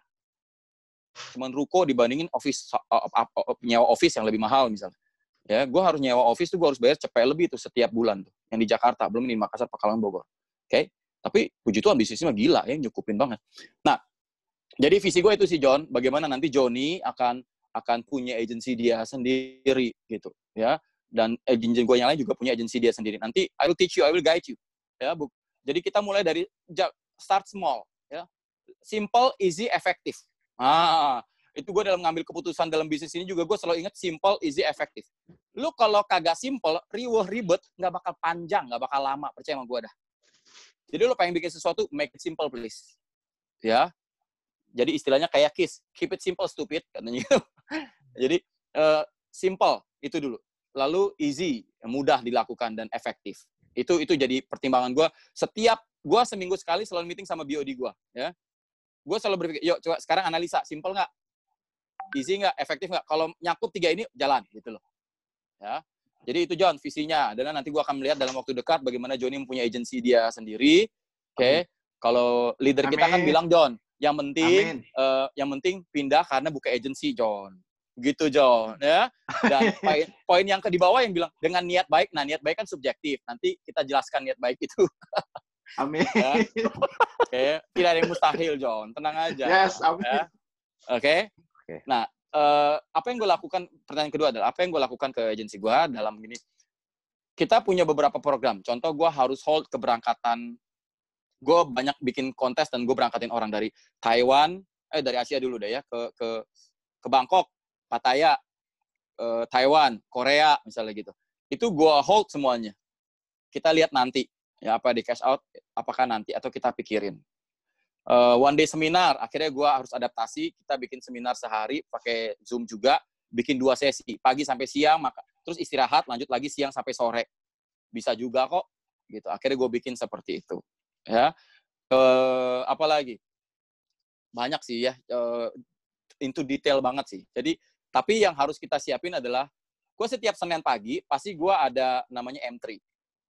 Ke depan, M3 ini gue akan terus lakuin. M3 gue puji Tuhan nggak pernah putus. Walaupun sekarang ini gue tetap lewat Zoom, ajak agent gue ajarin untuk bisa Zoom M3 sama gue.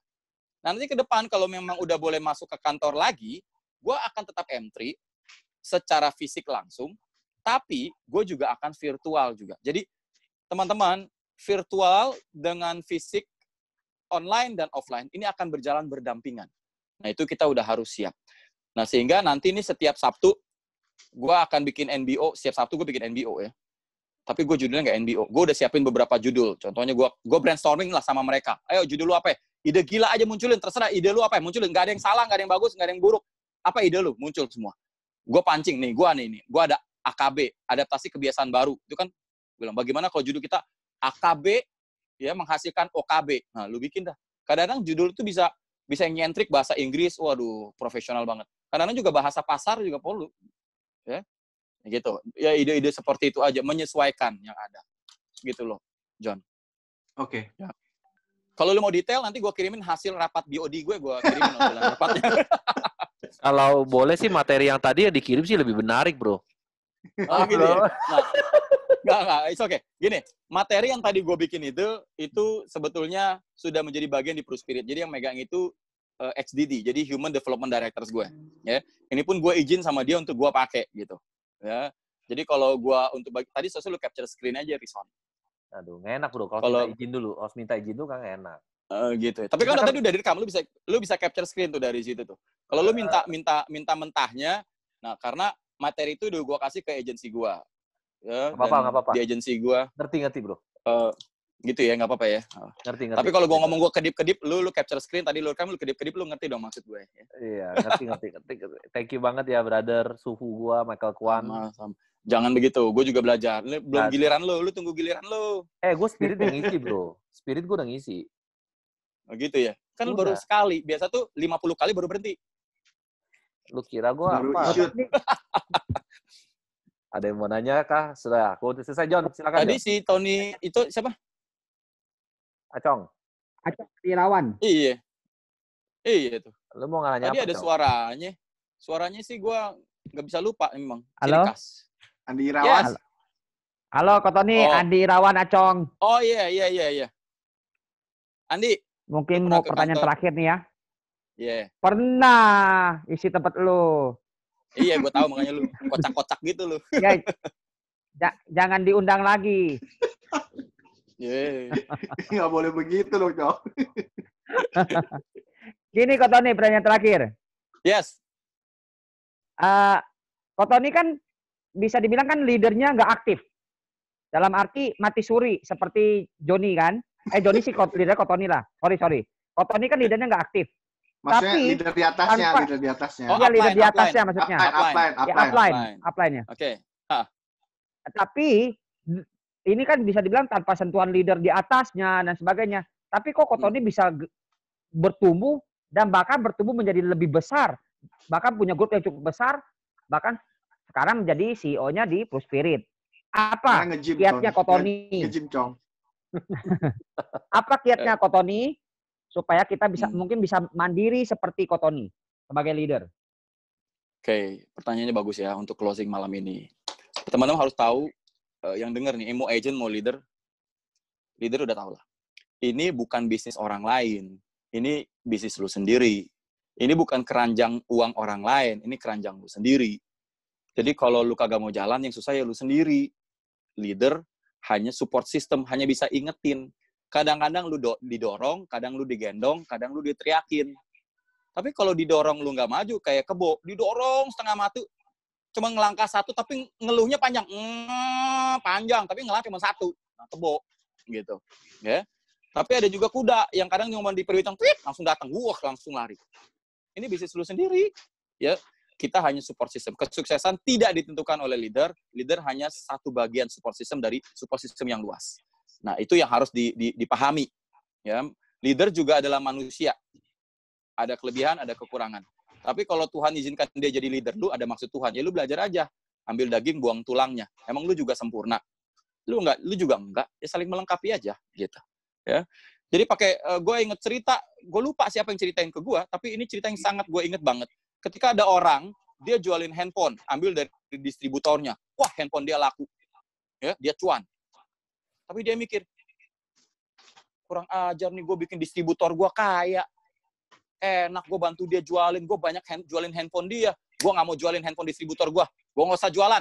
Biar miskin dia. Nah, itu kan orang picik, orang tolol. Lu kagak jualan, yang miskin kan lu juga. Distributor dia masih bisa jual ke toko yang lain, ngambil sama dia. Gitu. Nah, jadi pemahaman yang pertama, kalau gue ngomong ke agent leader gue pakai banyak contoh, pakai cerita, ilustrasi gitu. Tapi ilustrasinya istilahnya yang nyelitik lah ke dia. Karena ini, this is your own business gitu. Ya lu harus bertahan, lu harus berkembang, lu harus belajar gitu. Nah, itu dasar dulu ya. Teman-teman, di 2012 adalah keputusan sangat berat yang harus gue lakukan dalam hidup gue di bisnis ini. Johnny tahu lah. Ya. Di 2012, gue harus memutuskan harus pamit sama leader gue. Dan gue satu-satunya leader yang ketika gue lakukan pamit, gue lakukan dengan yang terbaik. Gue kumpulin semua leader gue di M3. Lu harus tahu leader gue udah gak ngurusin semua. Gue ngurusin M3, gue ngundang. Bahkan gue bisa ngundang Denny Utama waktu itu datang ke kantor gue. Baru kali itu Denny Utama datang ke podium di mana penontonnya begitu dikit. Tanya Johnny deh. Johnny tahu tuh. Sampai shock. Sampai Denny Utama juga. Ya John ya? Dan Gioner nggak ada? Ada John, ada. Dia belakang, ada, di kantor, di ruangan. Lagi kerja John, lagi kerja sama asistennya ya. Memberikan contoh yang baik, bekerja setiap saat. Oke? Nah, jadi teman-teman akhirnya gue leader gue kasih tahu gitu. Dan akhirnya gue pamit. Gue kasih suratnya dilempar, leader gue ada yang dilarang masuk, nempelin muka di kaca kayak penjara gitu, nempelin kaca, cuman salam goodbye doang dari kaca. Yang penting kita melakukan yang terbaik. Kita nggak hilang begitu aja. Ya. Dan tapi itu pergumulan yang berat ya buat gue waktu itu. Karena gue tidak pernah seumur gue di Prudential tiba-tiba gue nggak punya leader. Waktu sebelumnya kan gue punya leader. Kalau gue ada apa-apa gue bisa cerita.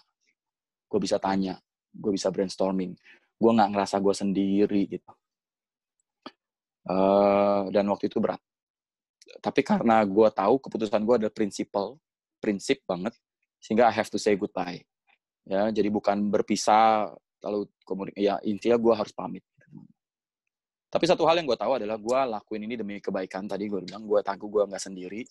Nah, karena keputusan yang berat itulah, akhirnya mau nggak mau gue paksa diri gue untuk bertumbuh. Gue paksa diri gue untuk lebih banyak baca buku. Gue paksa diri gue untuk belajar tentang leadership. Gue paksa diri gue untuk bisa menerima keadaan, memahami leader gue, dan gue harus bisa kayaknya menempatkan diri ini nggak ada orang lain selain lu, Ton. Ini lu doang nih pemimpinnya. Mau nggak mau lu jalanin. Lu nggak boleh nangis, nggak boleh sedih di depan agent lu. Ya, lu tunjukin leadership lu. Nah, dan itu hal yang nggak enak itu akhirnya membentuk teman-teman. Hal yang nggak enak itu ternyata adalah satu proses. Ya. Tapi nggak bisa dipungkiri, leader gue udah nanemin fondasi yang baik. Fondasi bisnis yang baik, fondasi presentasi yang baik. Ya, hal-hal itu yang gue akan tetap ingat dan gue akan selalu thank you ke dia. Setiap tahun ketemu dia, gue gendong. Thank you Cici udah ajak gue di bisnis ini. Gitu.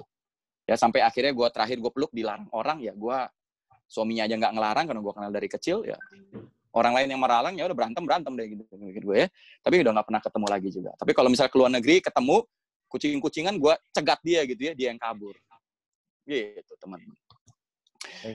Oke, ya. Jadi itu aja yang gue bisa sampaikan. Thank you ya, Brother Suhu. Oke, thank you Pak Tony. Sama-sama, mohon maaf ya, mungkin nggak sesuai harapan, masih banyak kekurangan, karena gimana pun juga gue berharapan dengan leader-leader yang Anda luar biasa ya, achievement-nya lu orang, pencapaiannya lu orang. Udah bagus banget Pak Tony, luar biasa, kita banyak belajar hari ini. John, gue pengen belajar ilmu saham di mana ya, John ya? Wes, Anda bertemu dengan orang yang tepat Pak Tony. Oh gitu ya? Sayang. Sudah, jangan curcol di sini semua ya. Tolong. Pak Tony. Yes. Pak Tony masih kalau di NLC masih bisa ketemu leadernya. Oh iya, gue memang tiap tahun ketemu, tiap tahun juga gue cegatin, gue tunggu. Masih bisa pelok. Si Acong juga dari sana loh Pak Tony. Tahu nggak? Ini Acong ini Jaya 2. Dulu gua masuk grupnya Mary Cien kok Tony. Pernah di Jaya 2 dulu. Iya. Pernah. Pro FIFA dulu namanya John ya? Ya, dulu. Itu zamannya Pak Tony, Pro FIFA mah. Dia dulu rekrutannya siapa? Acong? Wison. Wison, Pak Tony, ingat ya? Pernah dengar namanya sih. Yang dari Medan tapi numpang di kita ada. Bukan, agennya Wison siapa? Cong? Leonardus yang gemuk-gemuk itu. Nah, nggak ingat gue. Sekretarisnya dulu juga gendut-gendut. Kita di Priviva nggak terlalu lama, John, inget ya? Iya. Di Priviva nggak terlalu lama kok. Tidak. Oke, nanti lagi itu mah cerita panjang itu.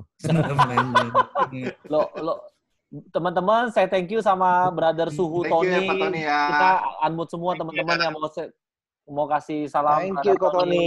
Thank you, Tony. Thank you. Waktunya. Sukses buat semuanya ya. Tony. Thank you, Brother Suhu. Thank you. Suhu temperatur. Iya. Silakan. Oke. Lo lanjut. Gua jadi tetanggaan ya? Tetangga. Lu tinggal di Session bukan? Iya. Iya, tapi nggak pernah ketemu.